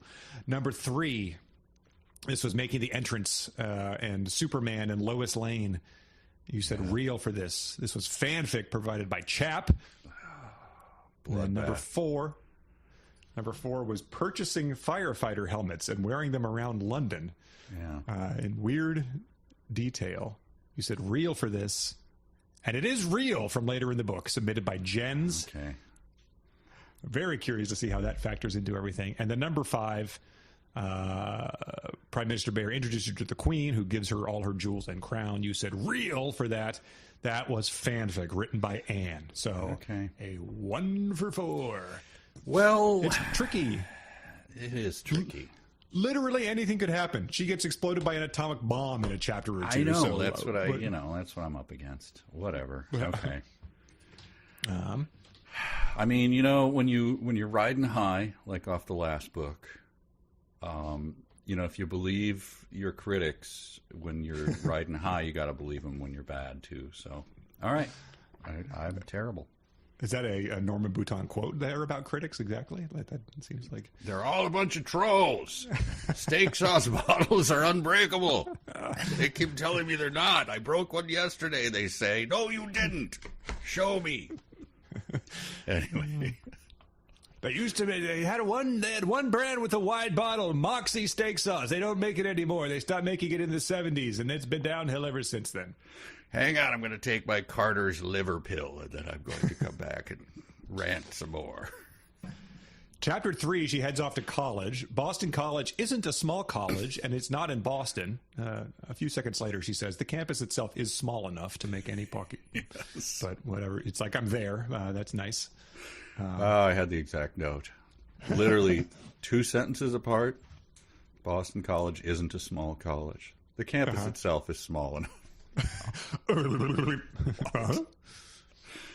Oh, I'm just a troll for pointing that out, though. There's another line about Father Donati. It says, priests he's remained in Framingham. Again, probably the work of the cardinal. Priests are usually moved around more often.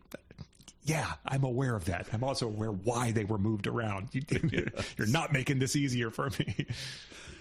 She goes to the hall, the food hall, whatever you call that in your local area. We got our food and sat down. From a long habit, I looked around the room. Wait, is this something notable? When I walk into a room, I don't keep my gaze just focused on one point in space, and then like a chicken, I just move around it and get to the point, and then I sit down, and then I'm like, wait a minute, I should probably scan this room. I'm in an airplane hangar. How did that happen? Or, bad movie creators also seem to think that people look around rooms very difficult, like when they enter a thing and then are sort of just scanning it from side to side, and it takes 20 seconds to pan as opposed to just perceiving the room as you enter it. Slowly scan across the room. She meets 2 boys in the dining hall, Mr. Intense and Mr. Fast Move. Yeah. Who she assigns these nicknames to, and then quickly tells us what their actual names are. Yeah. One of them, Mr. Fast. Was Jack, was he Mr. Fast or Mr. Yes. Okay. I read the computer screen. Jack was a boy from close to New York City, but not in it. What a weird way to phrase that. Again, do you pass balls back and forth in this place? What is happening? Who uses that language? From close but not in it? If only that place also had a name that was incorporated in maybe it's one of those little weird towns that's doesn't have funding and is its own standalone thing. So yeah, Jack's the fast-talking New Yorker, and then the other one, Mr. Intense, is Steve Hartley, who you've heard mentioned in fanfics. Yeah. Everyone had their own webpage. Steve's page showed the kid in a research physicist precise succinct and somewhat lacking in spontaneity. And I was hoping Steve's page just showed that through GIFs of dancing hamsters, again, as part of the Steve web ring on there. Him holding a bass up that he just caught, and then hiking. I love nature. And all right, Steve. I wonder if this is their college's version of the Facebook at this point in time. I guess it's probably too late for that. But. Yes. She starts. It's implied that she starts going out with Jack, then the boy from close to New York, but it never really describes anything about their relationship. No, that is all very circumspect. Like Jack, she kind of dates him, but she's side-eyeing Steve. Yeah, obviously. Who thinks he's missed his shot, even though he Yes. never really approaches her. Yeah, and then she gets hauled in by the campus police, right? Mm-hmm. And then they're like, we arrested these guys following you, the Watchers. Come on, guys. We all know who the Watchers are. And then this is an odd thing. She says, call the president or whatever, and the president will vouch for me. Did I have everybody's attention now? ? And then I'm reading, so I stop and I go, well, no, obviously, no way. You bet. Oh, damn it. I guessed wrong. Son of a... I always do that. Why do I pause and then answer the question that's asked? I should just keep reading. Well, it's because you're not, you out of habit, you don't take in a whole line of book like she does with The Room. That's you true. just sort of very focused on one word, so you didn't notice the you bet immediately after that on the same line. Also, I forgot I'm skipping every other sentence, too, so that, did you catch that? Like, no, I didn't. What are you talking about? Oh, I'll go back and read that sentence. Okay. Here's a nice little grandpa relating to the college kids of 2010 moment. Friday nights, the kids would hang around, meaning drift up and down the dormitory hall, talking and joking with anybody there. It's like, oh wow, this concept of hanging. I'm glad he put that in quotes, because I would have been totally lost with it by this hip slang. Don't try that. So she goes to one of these hang sessions, I guess, and this gets this weird sentence. Hi, I said. There was not much else to say until I found out something. Look, people, small talk, none of us like it, but it's part of the social lubricant. Like, we have to do it. You can't just say hi and then stop until you found out something. Because then, what if the other person's using the same technique? It's really awkward. Then you both just say hi and you stand there, and it's just, like, very awkward. So found out something? Is she going to be like peering through a magnifying glass looking for clues and fibers on the... I don't know what the found out something is. Well, what she's about to find out is that Jack has a new girl in his room, Ginny, and she doesn't remember seeing her around campus. So she's familiar with all 9,000 people on the not that small but very small campus of Boston College. So immediately she realizes something is astray. Ginny is Jack's girlfriend from back home, which is just outside of New York City. Yes. And she was supposed to come a couple weeks later, but she showed up and surprised him.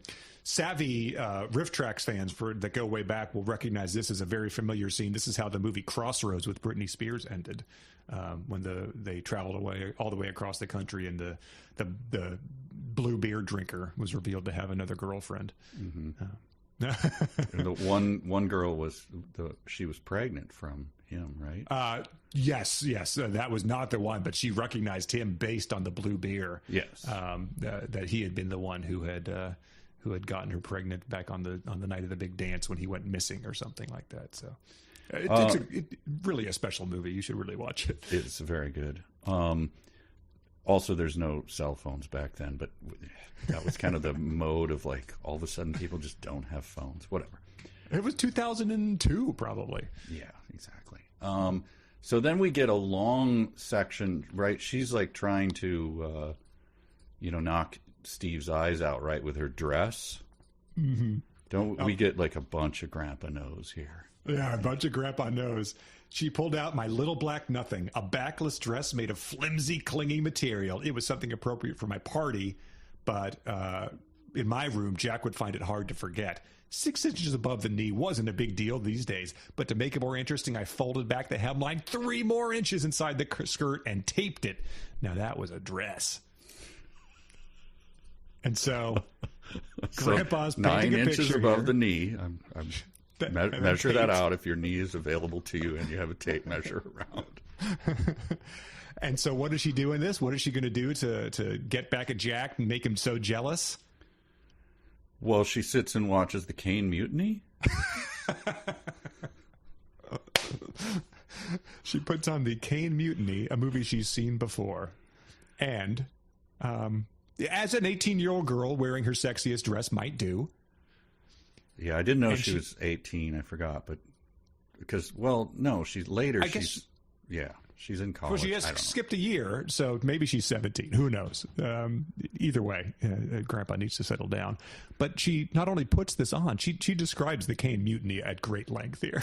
She does indeed. I think this is one of my dad's favorite movies, and it was old when he saw it. So, so a long description of the Caine Mutiny, like with characters spelled out. There's someone named, is it Merrick or is it Mark? Merrick. Yeah, I don't know. I've not seen it. Yeah. Ensign Keith. Wait, you haven't seen the Caine Mutiny? No. Oh, wait a minute. Let me describe it to you in great length. I feel like I have after having read Empress Theresa. Like, that's how I'll now refer to it as anybody who ever brings it up. So you're reading this book, let's say, and I'm assuming you're a young person because, you're hanging with your friends. You're taping your dress up. Now, that's a dress. And then you're like, this really is speaking to me. And then suddenly you get to this part, and you're like, all right, man, you're just pandering. The Hollywood movies starring Richard Burton had all the biblical quotes were dropped, and they concentrated on the conflict between Burton and Caligula. So the long description of the robe and the difference between the movie and the book upon which it was based.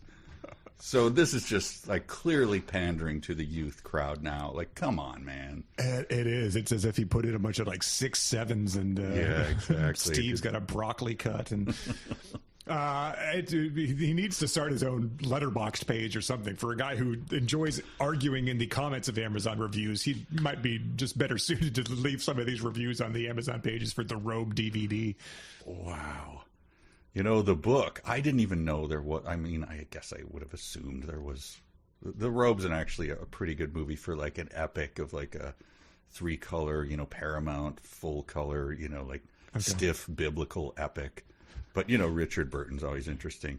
But I didn't know there was a book, but there's people who are actually really mad about, they dropped all the stuff. That was... It's a 4-hour biblical epic. I'm sure What did they leave on the screen? They cut anything? So he intertwines these two.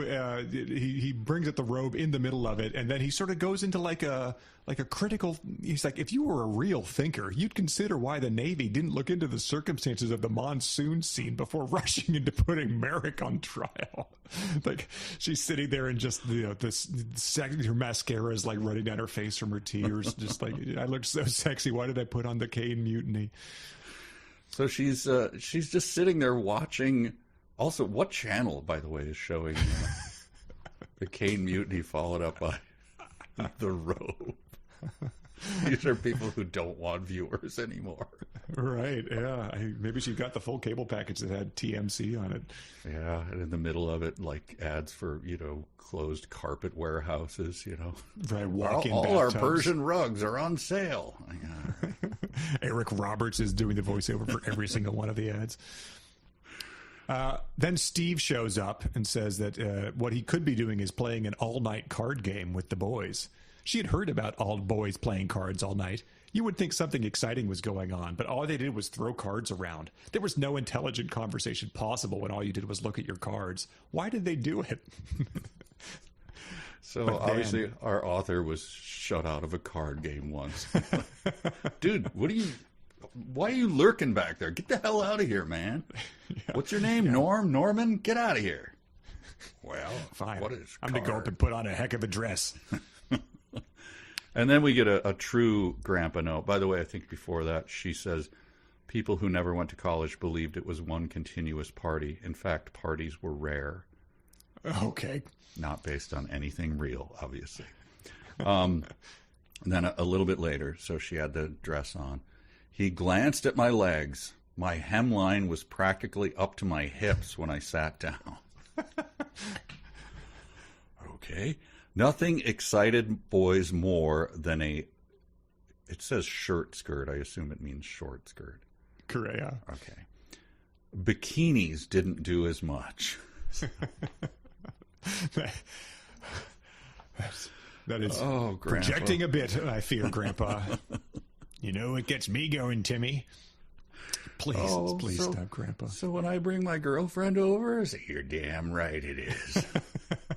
Get some tape on that skirt. Come on. What is that, only 6 inches? No, don't touch her. Please, Grandpa. No, don't. Well, Steve has just got to think that his ship has come in. You know, she's essentially, before it was even a thing, been like Netflix and chill. And he's like, booyah. I stood up and reached for a deck of DVDs high on my bookcase. Steve must have had a great view of my backside. Steve is just like, hallelujah, it's happening.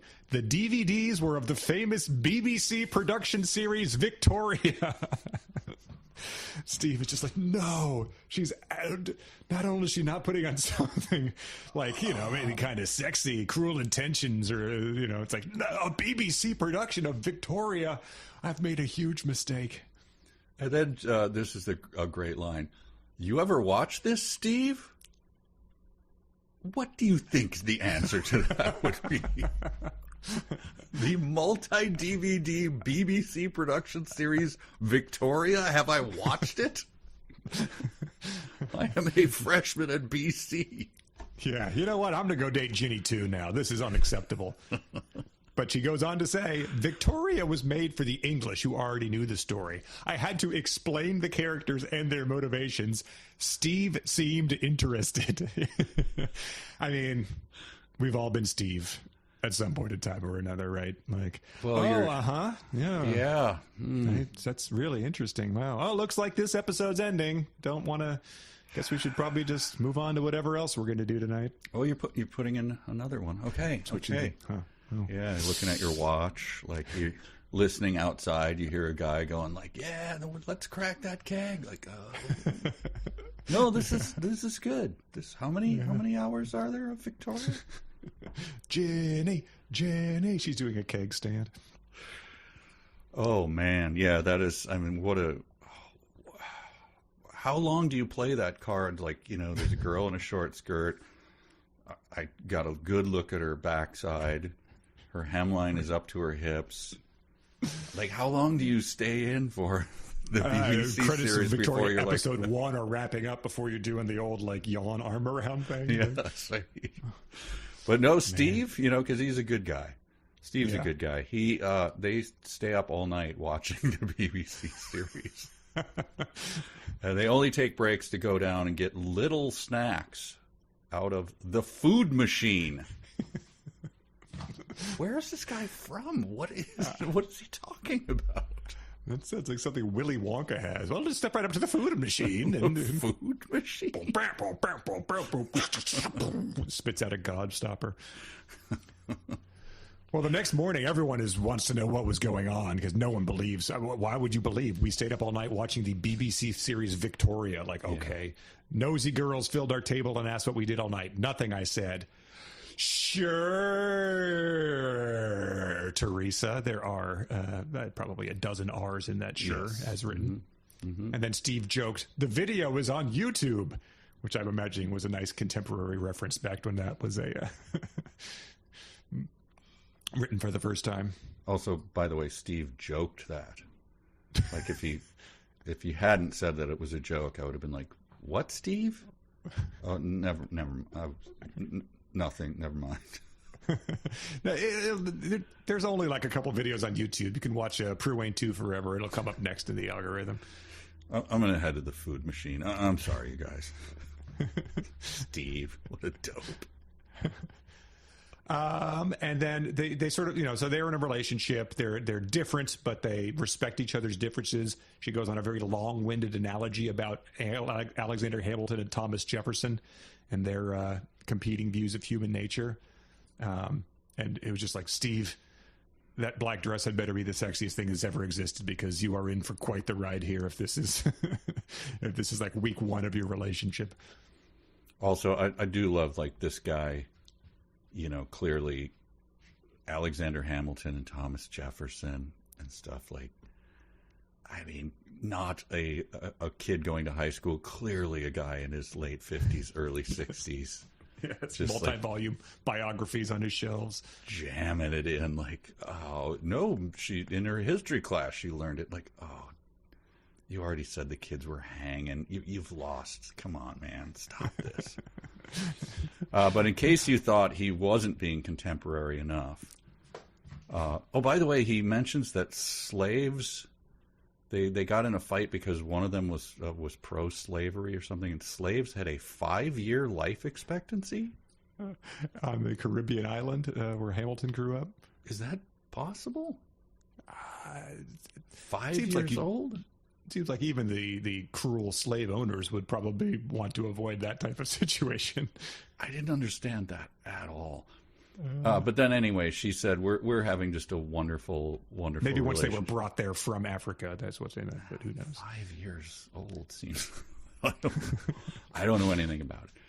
But she says, if he had a theme song, it would be Everything is Beautiful in Its Own Way. So this is, a 1970 song by Ray Stevens. Author of Guitarzan and The Streak. Is referenced as, that's our song. Yeah.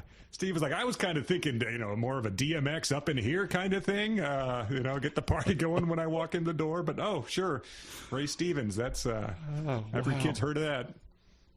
Wow, and I referenced Muskrat Love earlier. I didn't realize how contemporary I was being. Wow. I was amused by this. I forget. She's describing how good a guy Steve is by comparing him to another guy who's going out with the current Miss Massachusetts. Mm-hmm. Miss Massachusetts is going out with a guy with glasses and an extroverted, jolly personality that reminded me of Jeff Winslow, my high school steady.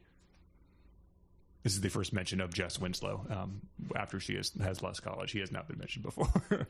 And she goes on to note that this guy who's dating Miss Massachusetts the previous year had dated that year's Miss Massachusetts. So it's like, why isn't the book about this guy? He's the biggest player on campus, even though he's sort of a nerdy guy with glasses.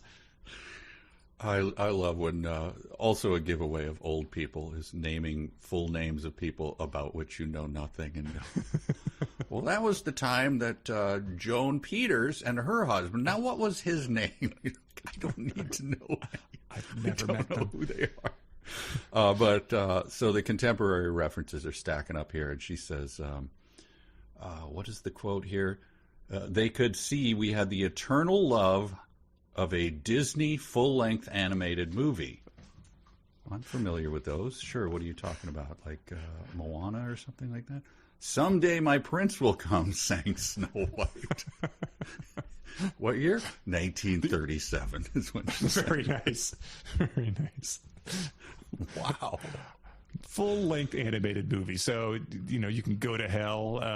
The Mickey and the Giant shorts, the Halloween one where the guy plays the ribs, the skeletons play the ribs like xylophones. Full-length it has to be. And it has to be none of this Apple Dumpling Gang or Herbie the Love Bug, anything. Animated or GTFO. Yes. Well, her prince does come, so they do get married. Mm-hmm. I was gorgeous as a recently turned 18-year-old. And then this sentence, which obviously so many people wrote in as a dumb sentence of the week. Over this, I had a jacket made of peekaboo cotton Venice lace that more or less covered my shoulders and the top half of my upper arm so as not to scandalize the congregation. At the reception, the jacket and train came off, and my shoulders and cleavage charmed the crowd. At this point in time, you've got to look back at your wedding photos if Norman Boutin was in the audience just to be like, what is he looking like? Where are his eyes at all times? Like the bride's walking down the aisle and he's just like looking. I am charmed by this. So you get that. You're like, okay, here's cleavage. Here's the young bride. And then the next sentence, so carriage return. Now we set off to find what life was all about. Okay. Henry David Thoreau was... Dude. Oh, my God. Way to keep it contemporary, man. Oh, that Henry David Thoreau. Yes. The 19th century philosopher, not the... Not Jeff's roommate who had to not go back to his room because when Jeannie came to town there was a sock on the door. Not that Henry David Thoreau. Yeah, right. Yeah, you thought Prime Minister Blair. No, this is a different Henry David Thoreau. All right, chapter 4. They're married. She and Steve are embarking on their happy life, but unfortunately, there's about to be an interruption when she gets pulled out of her car by 6 armed men. They ordered her into their van and put her on a plane and start flying her away. This all happens very quickly. Yeah, they kidnap her because she'd known for a year that the president was stewing over her. That's why, usually when people kidnap people, like if you're an heiress or something and you go to Mexico in a Jeep or something, just be aware that they're stewing over the fact that you might come there and they may kidnap you for a ransom. Stop stewing over me, guys. Yeah. Stewing over something seems like a room to do with the port and walnuts in the white worm. The president has a room like that put into the White House. They secrete her off to a not secrete. They secret her off in a chopper that was probably used to haul generals' butts around to important military spots like Las Vegas and Disney World. Take that, you generals. That's capitalized as for some reason. Again, is that like the oops thing? A joke? A slam I think on... it is. It's supposed to. He's got a beef with the military, and he's not holding back on that. Well, that explains why they explain. I mean, these guys are very upfront with Theresa about what's going to happen for some reason. They say they're going to put her in a plane with an atom bomb. Mm-hmm. My eyebrows went up a little. Wouldn't a bullet save taxpayers $100 million? So that's her first thought when she's going to be vaporized by an A-bomb is the cost to taxpayers of that situation. So it might be something leaching through of our author as well. I went to a phone bank once. I worked at a phone bank that was by the U of M. And they didn't have actual chairs. They had those like Danish, kneeling chairs. You know what I'm talking about? Okay. Jesus. It was a real eccentric. There was like incense burning all the time, and there was like stinky guys. But this one I gave, and the guy was arguing with another guy, and he goes like, "No, that's an oxymoron, dude. Like military intelligence." Wow. And that was the first thing I heard. I'm like, so you just sit down here? I'm like, sit. What is this? Like.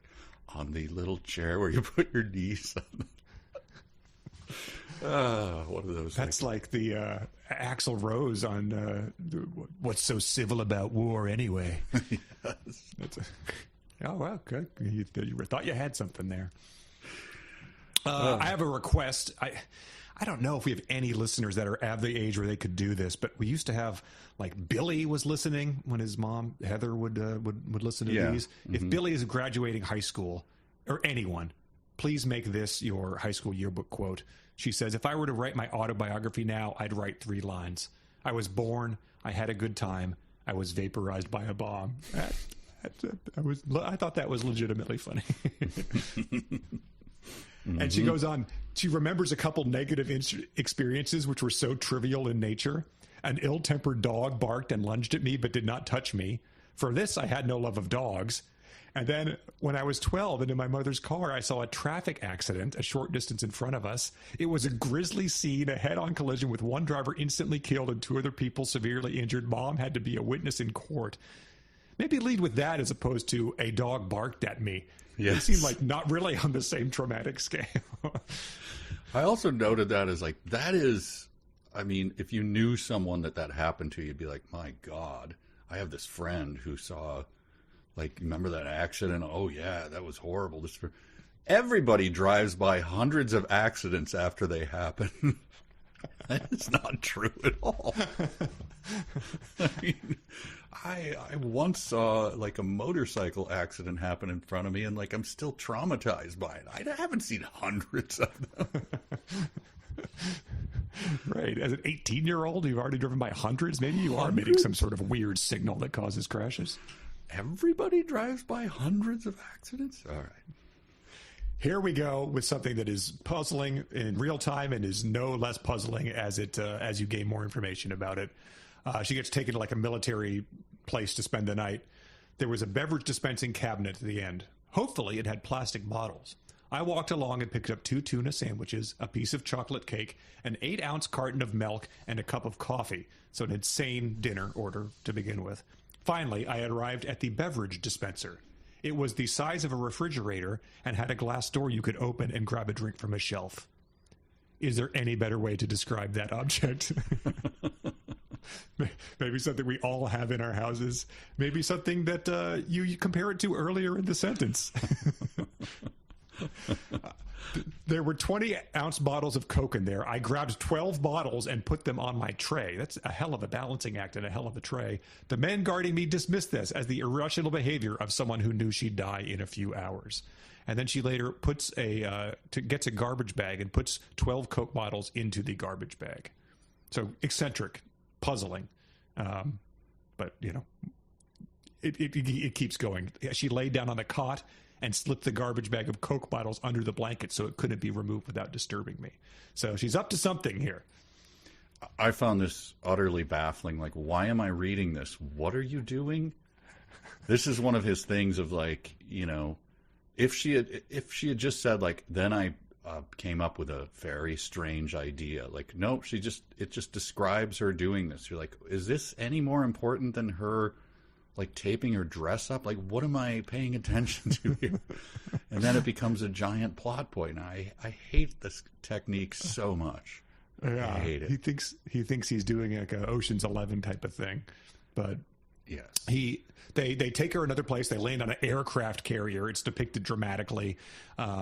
All these things. I guess they can't just shoot her because they think that Hal would survive that, essentially, is what they're doing here. And then it has this little thing that this is pages and pages later because they have this refueling and they have aircraft landing procedures. They removed the pillows and belts and handed me a jumpsuit. I stepped in the aisle to put it on. I picked up the garbage bag of Coke bottles and followed the goons out the door. So the goons have just let her bring a garbage bag full of full Coke bottles to her execution. Which is it's a questionable decision on the part of the goons, I would say. Like, look, guys, you're probably patting her down for, like, other things, and, like, what's in the gigantic bag there that's really heavy, and obviously, like, the bag can barely contain the content. What is that? Like, you know what? It's not important. Just bring it on. Bring it on the plane. And she says, this is weird. I had always believed. Some people said they had doubts about God. I pitied them. I was like, okay, so making a clear statement here. Where do foxes implanting things in your stomach, like, fit in this worldview? Like, which universal force in your theology is what allows for this? Like, how is this happening? You don't question this? This is just like, well, yeah. And then this as well. Like, we'll see. Right. She is familiar with a lot of the great thinkers. She's talked about, she had a Socrates quotes. She had Henry David Thoreau, all these other movies. But she doesn't start to be like, but all these idiots didn't know about this extraterrestrial life that impregnated me at the age of 10. So odd. Maybe we've got a lot of book to go. So maybe she does sort of like, yeah, maybe it's explained. You know, go mad with power. But I believe that so she lands twice, which also, like, please, what are you doing? Why are we... Yeah. The procedure was the same. Pillows were tightly packed in front of my legs. The chest harness was secured. That just happened like 3 paragraphs earlier. Why are we doing this again? If that had happened in a movie that we did at Riff Tracks, we would be furious that the filmmaker had made that decision. Well, again, okay, the references and the worldviews are coming. They're obviously of a person who's 18 years old and wears short dresses. I once read a famous quote by the Shawnee Indian chief Tecumseh about singing a death song and going out like a hero. Where are you reading these things? Maybe that was another classmate's yearbook quote. Wow. I had rewritten it for more universal use, never dreaming I'd use it myself so soon. Well, that's convenient then. That's because, most kids haven't done that. They haven't rewritten Shawnee Indian Chief Tecumseh's quotes. That just isn't something most people sit around doing. Maybe rewriting Justin Bieber lyrics to make them about yourself is maybe closer to their speed. Oh, yeah. Okay, so this one I admit I started to kind of scan. Then she does the whole 23rd Psalm and everything, right? Well, first she climbs into the cockpit still carrying the garbage bag of Coke bottles. Right, right. And where is I don't remember where that is, but she goes into a lot of detail about emptying Coke bottles and putting it inside her jumpsuit as she's being rocketed up to like 60,000 feet or something. But I forget, do the pilots jump out? She's alone, right? She's just in it, and it's sort of just as self-piloting, I think. Okay.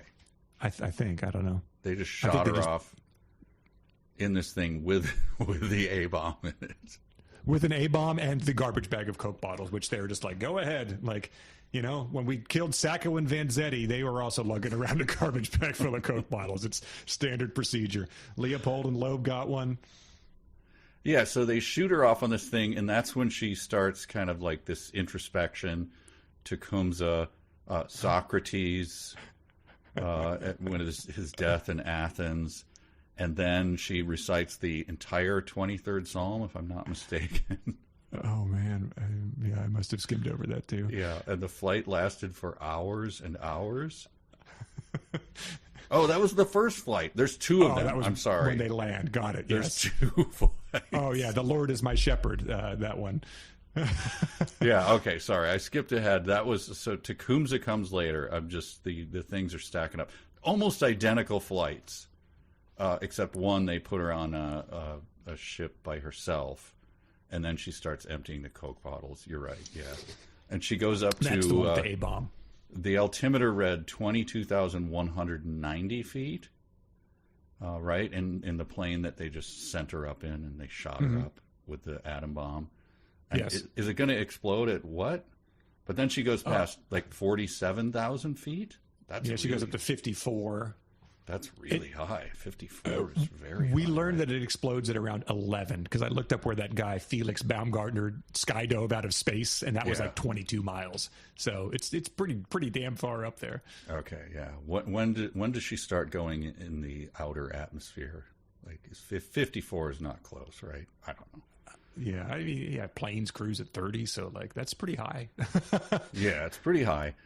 Then she starts, she does her super strength thing. Remember how she could throw rocks at 50 feet away and hit a can? Mm-hmm. She can also push canopies up out of planes. Oh, that's good to know then. That's important. Something she hasn't done for the entire book. Right? There has been she was lugging that garbage bag, though, because that would be pretty heavy with 12 Cokes in it. That is true. I thought it was a bottle thing, like maybe Coke bottles have a narrow neck, and that was a thing she was going to be like Andy Rooney, like, well, here's the 12th one. Let me try to get this off. No, I can't, because they're too narrow. Do they have to start publishing the calories on the bottle? Sometimes you just want a treat without thinking about that. That's her I dying drink words. Dr. Pepper. Tells me when to drink it. Chief Tecumseh once said... she wrenches the thing off of the thing with the atomic bomb. No question of whether this is going to change the course of this plane now that the pressure is off and send it down into Paris or something instead. But she then free falling for minutes. She eventually hits the ocean surface. It says, "My body made a hard belly flop." It would vaporize her, I'm guessing, in real life. But I would think so. A belly flop from 54,000 feet, I would think. I've belly flopped from 10 feet on the diving board, and it is awful, and everyone hears it, and painful. Becomes like concrete at a certain point, right? Yes, You would just splatter. Yeah. So she makes a belly flop, and she lands in, I'm assuming, right where the Titanic is. I don't know. No, I guess it's, but she said it was cold. The South Atlantic, far below the equator. Okay, so not where the Titanic was. Dang it. But she went numb. But the Coke bottles, is that his innovation? Like, you know, like Indiana Jones climbed into a refrigerator when he knew there was a nuclear bomb. Her thing was bring a garbage bag full of Coke bottles and then empty them all over the plane that they shot her out in, and then stuff them into her.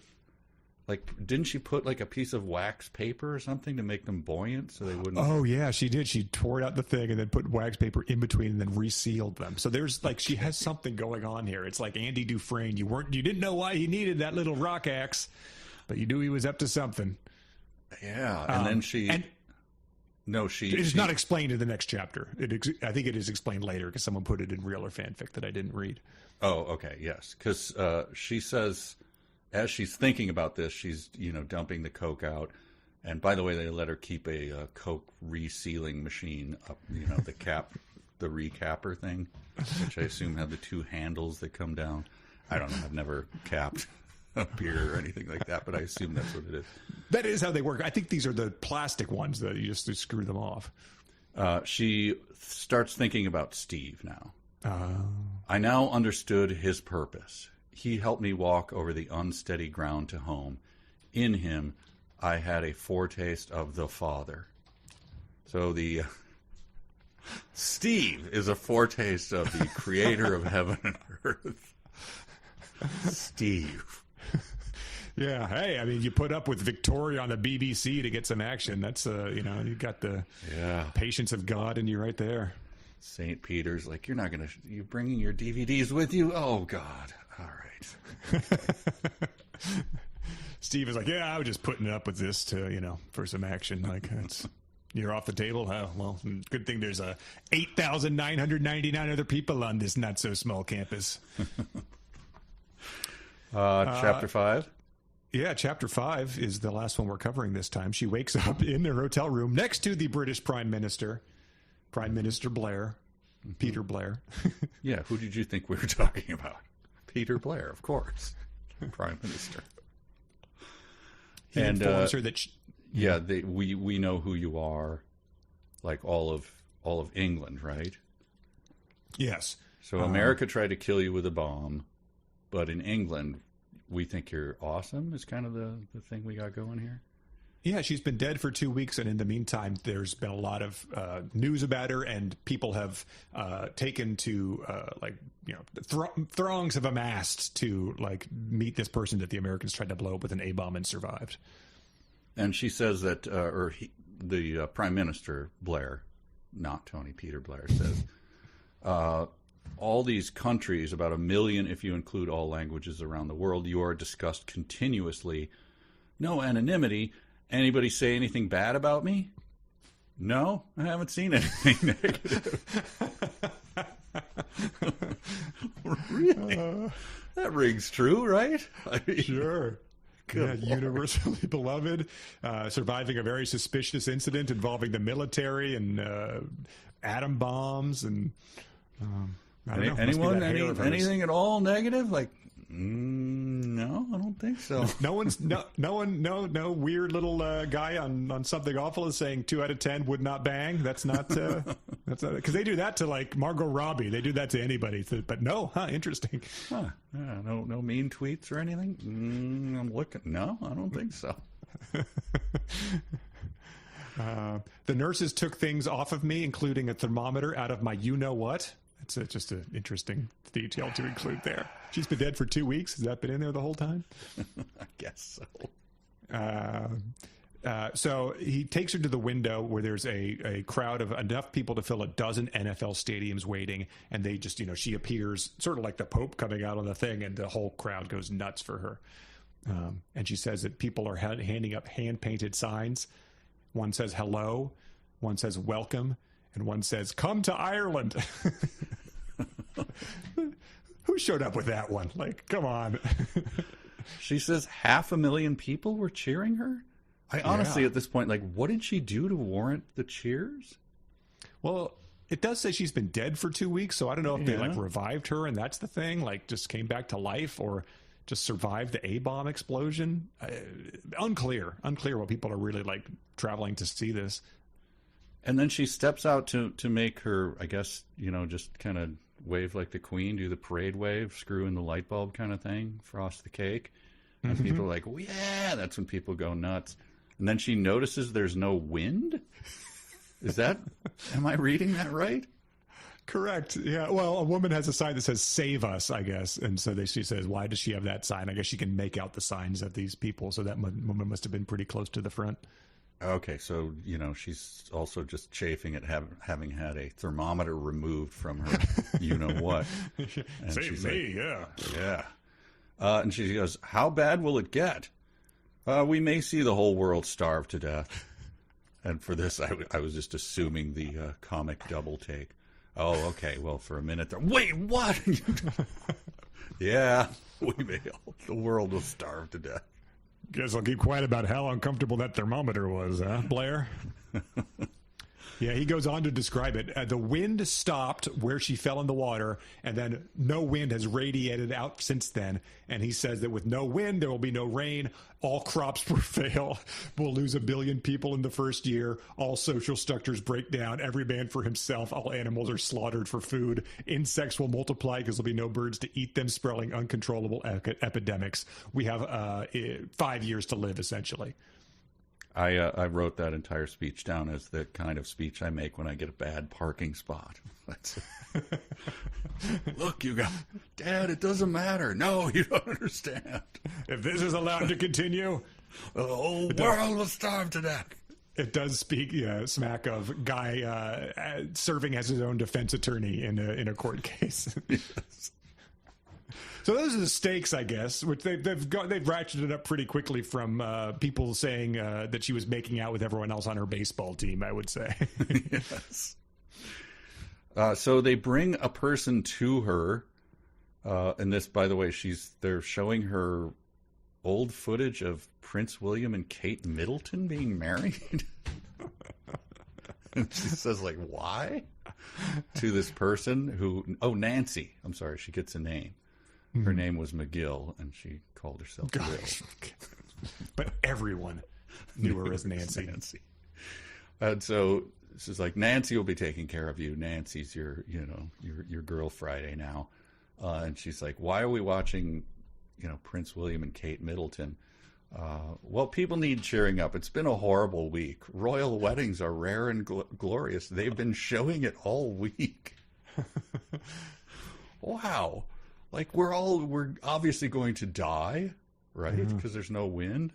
By the billions, we'll be slaughtering our own animals and eating their nether parts, and fighting over them. But William and Kate got married, so that's kind of fun.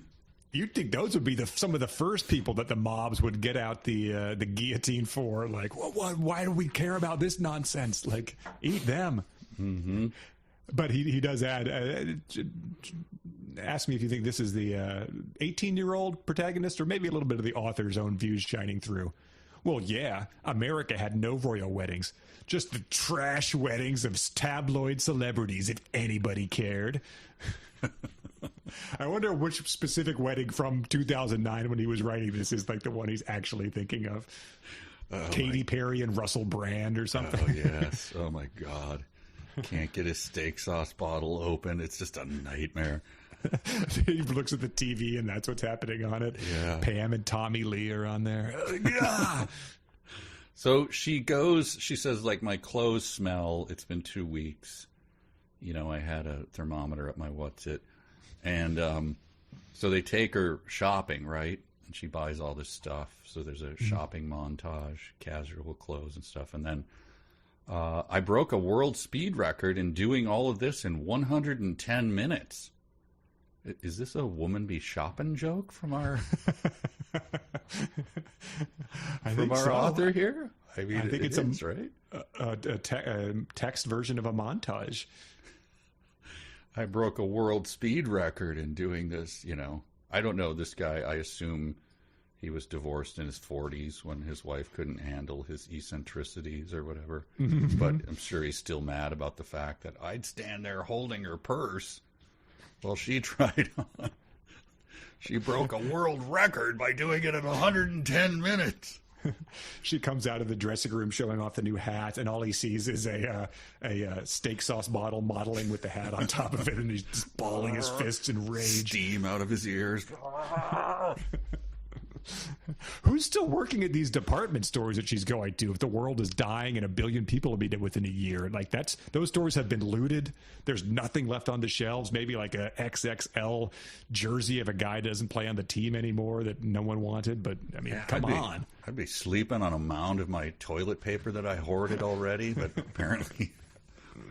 Are you coming into work today? Like, no, of course I'm not. What? Oh. Then they show her a BBC montage of footage that sort of explains everything that's happened. The president of the U.S. says that he had ordered an admiral to do this operation.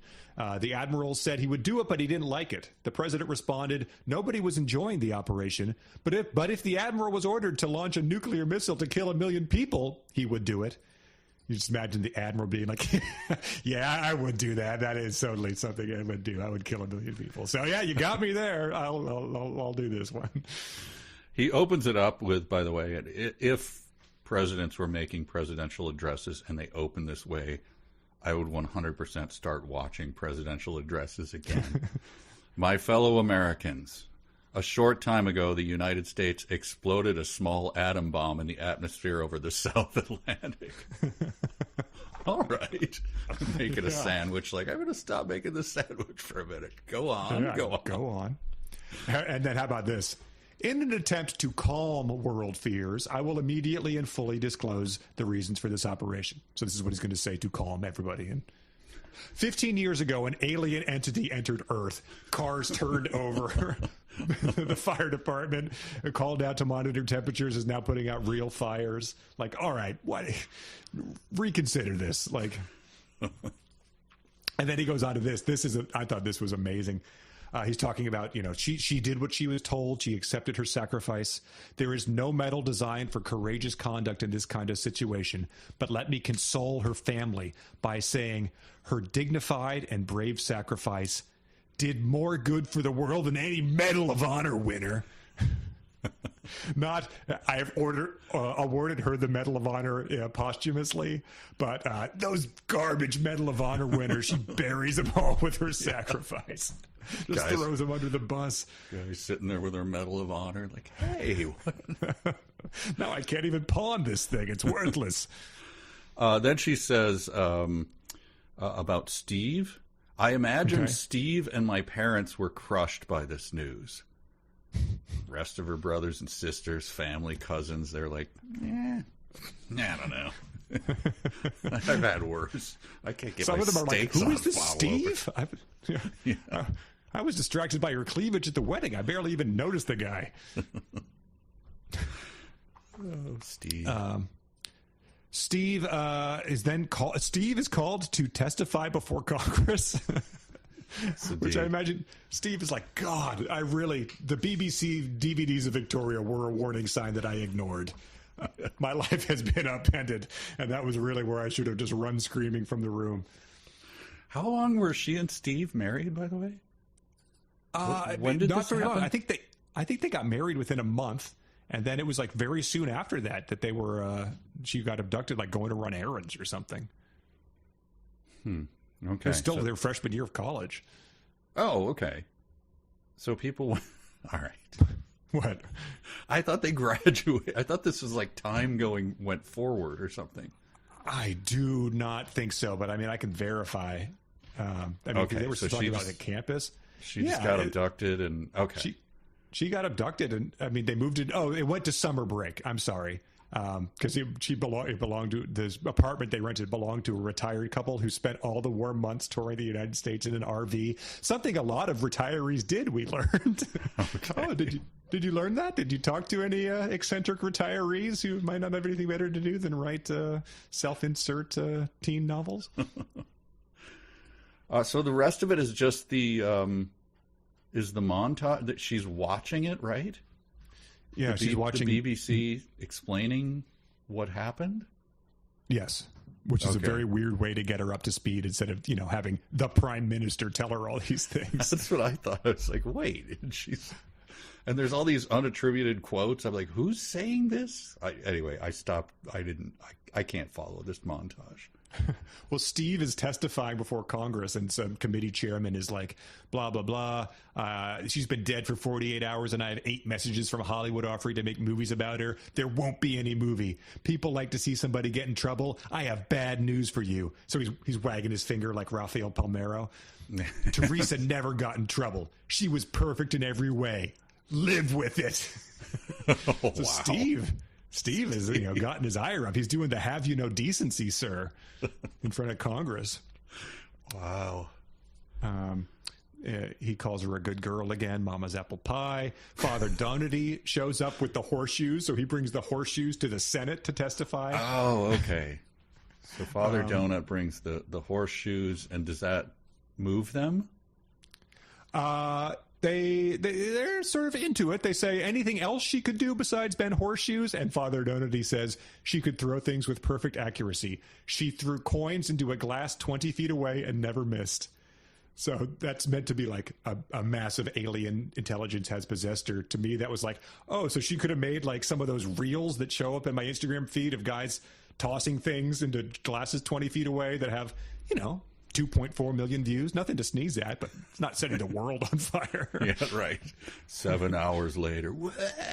Yeah, exactly. God. Just trick shot YouTubes. I hate that. It is funny though that he's in front of the thing, and then someone like cranes their gooseneck mic over and is like, "I'd like the senator to yield his time. I have a question for." Well, this is very unusual, highly unusual. We'll allow it. Go ahead. Did her mother ever see a fox when she was young? I don't understand the relevance. You don't understand the relevance. You don't understand the relevance. This whole court is out of order. You will yield your time. Steve, please. Sorry. I'm just still worked up. It was the Victoria stuff. It's just, do not watch that show. It's boring as hell. Can I be allowed to treat Steve as a hostile witness? Yes, you may. And then they, of course, touch on the fact that the lack of wind is spreading out from a radius where she fell in, and everyone will be dead within 5 years. So, and then I think it's revealed, the last reveal of this thing is that President Martin has resigned in the middle of the night, and the secretary had to go there to be in order. But for an hour, the United States had no president while the vice president was asleep. The vice president? Veronica Stinson. What? The vice president was a woman? What? So we don't know what her record for shopping was, but it clearly wasn't 110 minutes, but we'll see. The last line of this chapter, by the way, is good. Did I have any responsibility for this mess, for not telling people about Hal when I was 10? You decide. And I was like, no, you decide. You wrote it. I don't really have a lot of stake in it.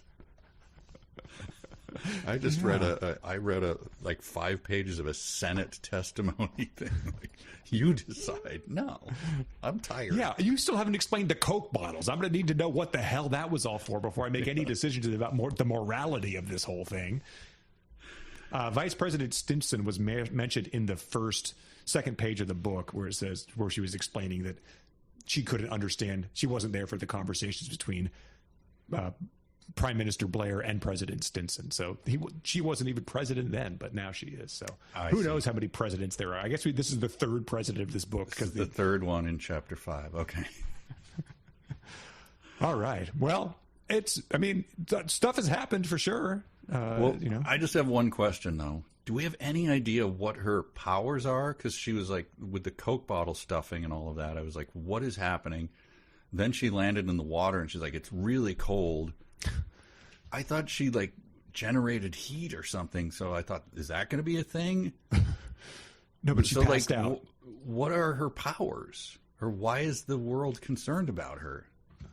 It just seems like a person who can throw like average speeds in baseball and can bend a horseshoe, which I think is a trick that you can learn. It's like ripping a phone book, right? You can do it, and I'm like, hey, I ripped 3 phone books in front of these guys. Like, yeah, I mean, like Penn Kreskin, and Teller would be spoons, like, yeah, right? whatever. Yeah. We know how to do this. So, Yeah, like, what is her power? Why is the world concerned about her? Ripping off the hatch of the plane was probably the main example of actual strength. But then she just fell. She couldn't fly. She belly flopped and passed out. So that's why she had to stuff all the Coke bottles in her arms, right? For buoyancy. Yeah, I think just for buoyancy was why she did that. Like, but she had the foresight to realize she would be able to fall out. She could have probably found a parachute somewhere on that military installation. They didn't seem concerned at all about her dragging around stuff with her. So, wow. All right. Okay. Well, I'm intrigued. I'm very curious for it to hopefully get more Grandpa No and more. Here's what would happen if I was in charge. Here's how the world would work if I was called upon to be its savior. So that's what I'm intrigued by. I'm still waiting for the skating stuff to come back in, the Olympic skating, because that's where he took his inspiration from. So I'm unclear as to how that's fitting in to the story of the fox and the softball in her stomach. And maybe hitting rocks. And Steve has to galooly her rival at some point in time. That would be pretty impressive. I love that Galooly, he was nowhere near. Like, he was in a different state when they hit her. When the attack happened? Yeah. But people are just like, remember when Steve Galooly smashed her leg? The guy's like, I wasn't even in the same state. Yeah. The other guy was like, he was also a funny, he was a schlub guy, Shane Stant, I think. So you could have picked another guy to do it, but. It's very funny. Didn't have a funny last name. Yeah, exactly. All right. Speaking of funny, let's read the dumb sentences before we tap out here. Dumb sentence of the week. All right, these are the dumb sentences of the week presented by our Patreon supporters. We're starting off. Some of these have been covered, but some of them have funny commentary from our listeners, so we'll get to them. Skylar submitted a steak sauce bottle, had particularly thick glass, and should be unbreakable. Skylar said this feels like it should be on the bottles page at faxking.com. Hayden submitted a floor-length wide skirt with spaghetti shoulder straps was made from Duchess satin.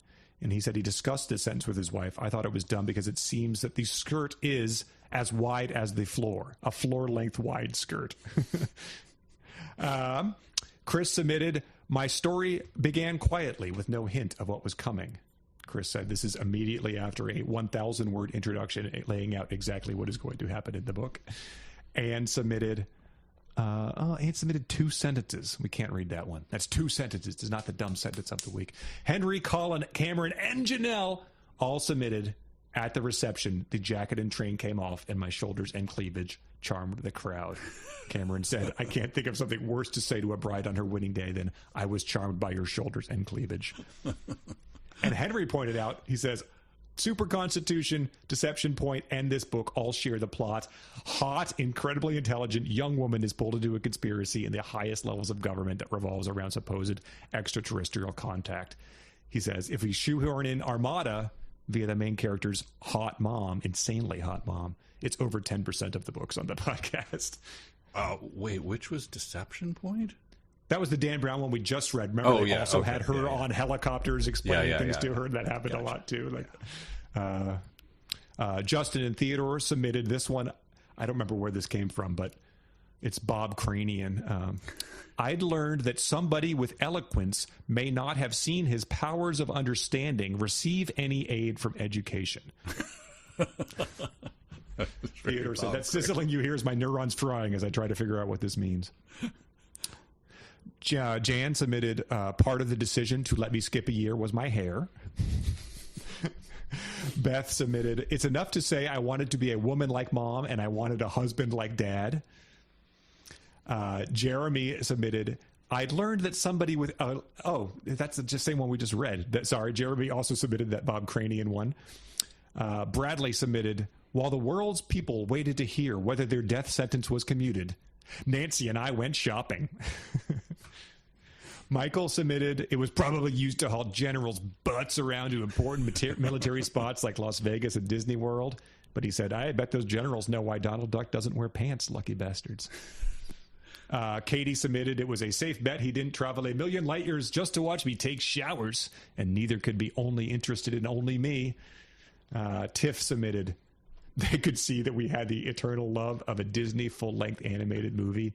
She said, not the love of those horrible Disney TV shows or shorts, apparently. High School Musical, eat it. Mark submitted the, I wish I could have done it ahead of time, the 14R, sure, Teresa. Sure. Chap submitted, did you catch that? The one that you pointed out from 7 sentences into my book.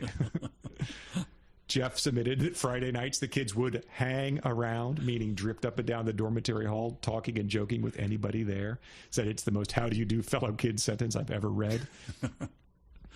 Kara submitted, I'm Jan Struthers from the United States government.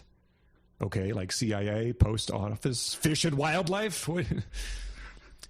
Jay submitted, referring to Steve, of course, in him, I had a foretaste of the Father. Steve. Todd submitted, it was there that I met all my friends who were scattered all over the town in the summer. There that the girls invited each other to each other's homes. Invited each other to each other's homes. It rolls off the tongue. Brad submitted, no wonder little old ladies starved to death. Kate submitted, this was the most important interview since Moses came down from the mountain. Mark Berger submitted, it was an early day for my parents, and Catherine had eaten something. What had she eaten? Does it matter? It did not. It is not addressed. But that must have been added after the fact, since Catherine did not exist in the first draft of the book. Oh, right, yeah. Andrew submitted she agreed to a meeting at a nearby Burger King where the noise gave privacy as good the Sahara Desert to update each other's thoughts and info about how. Brian submitted, like those two founding fathers, Steve and I had different childhoods. And Brian said, like Batman and Almighty God, Jake and I had different shoe sizes, and the similarities don't end there. Mike submitted, I'm one of the few people who knows you give off heat. And he says, how much heat can she be giving off if nobody knows she's giving it off? It would be odd if you were, 110 degrees. You'd notice that. That's more than just a fever. And Harrison submitted, I don't know who this is talking about, but she spun her head around in surprise. And he said, went full exorcist. Yeah. I don't know who was doing that. But anyway, my ones we didn't talk about were, well, here we go. I laid down on the cot and slipped the garbage bag of Coke bottles under the blanket so that it couldn't be removed without disturbing me.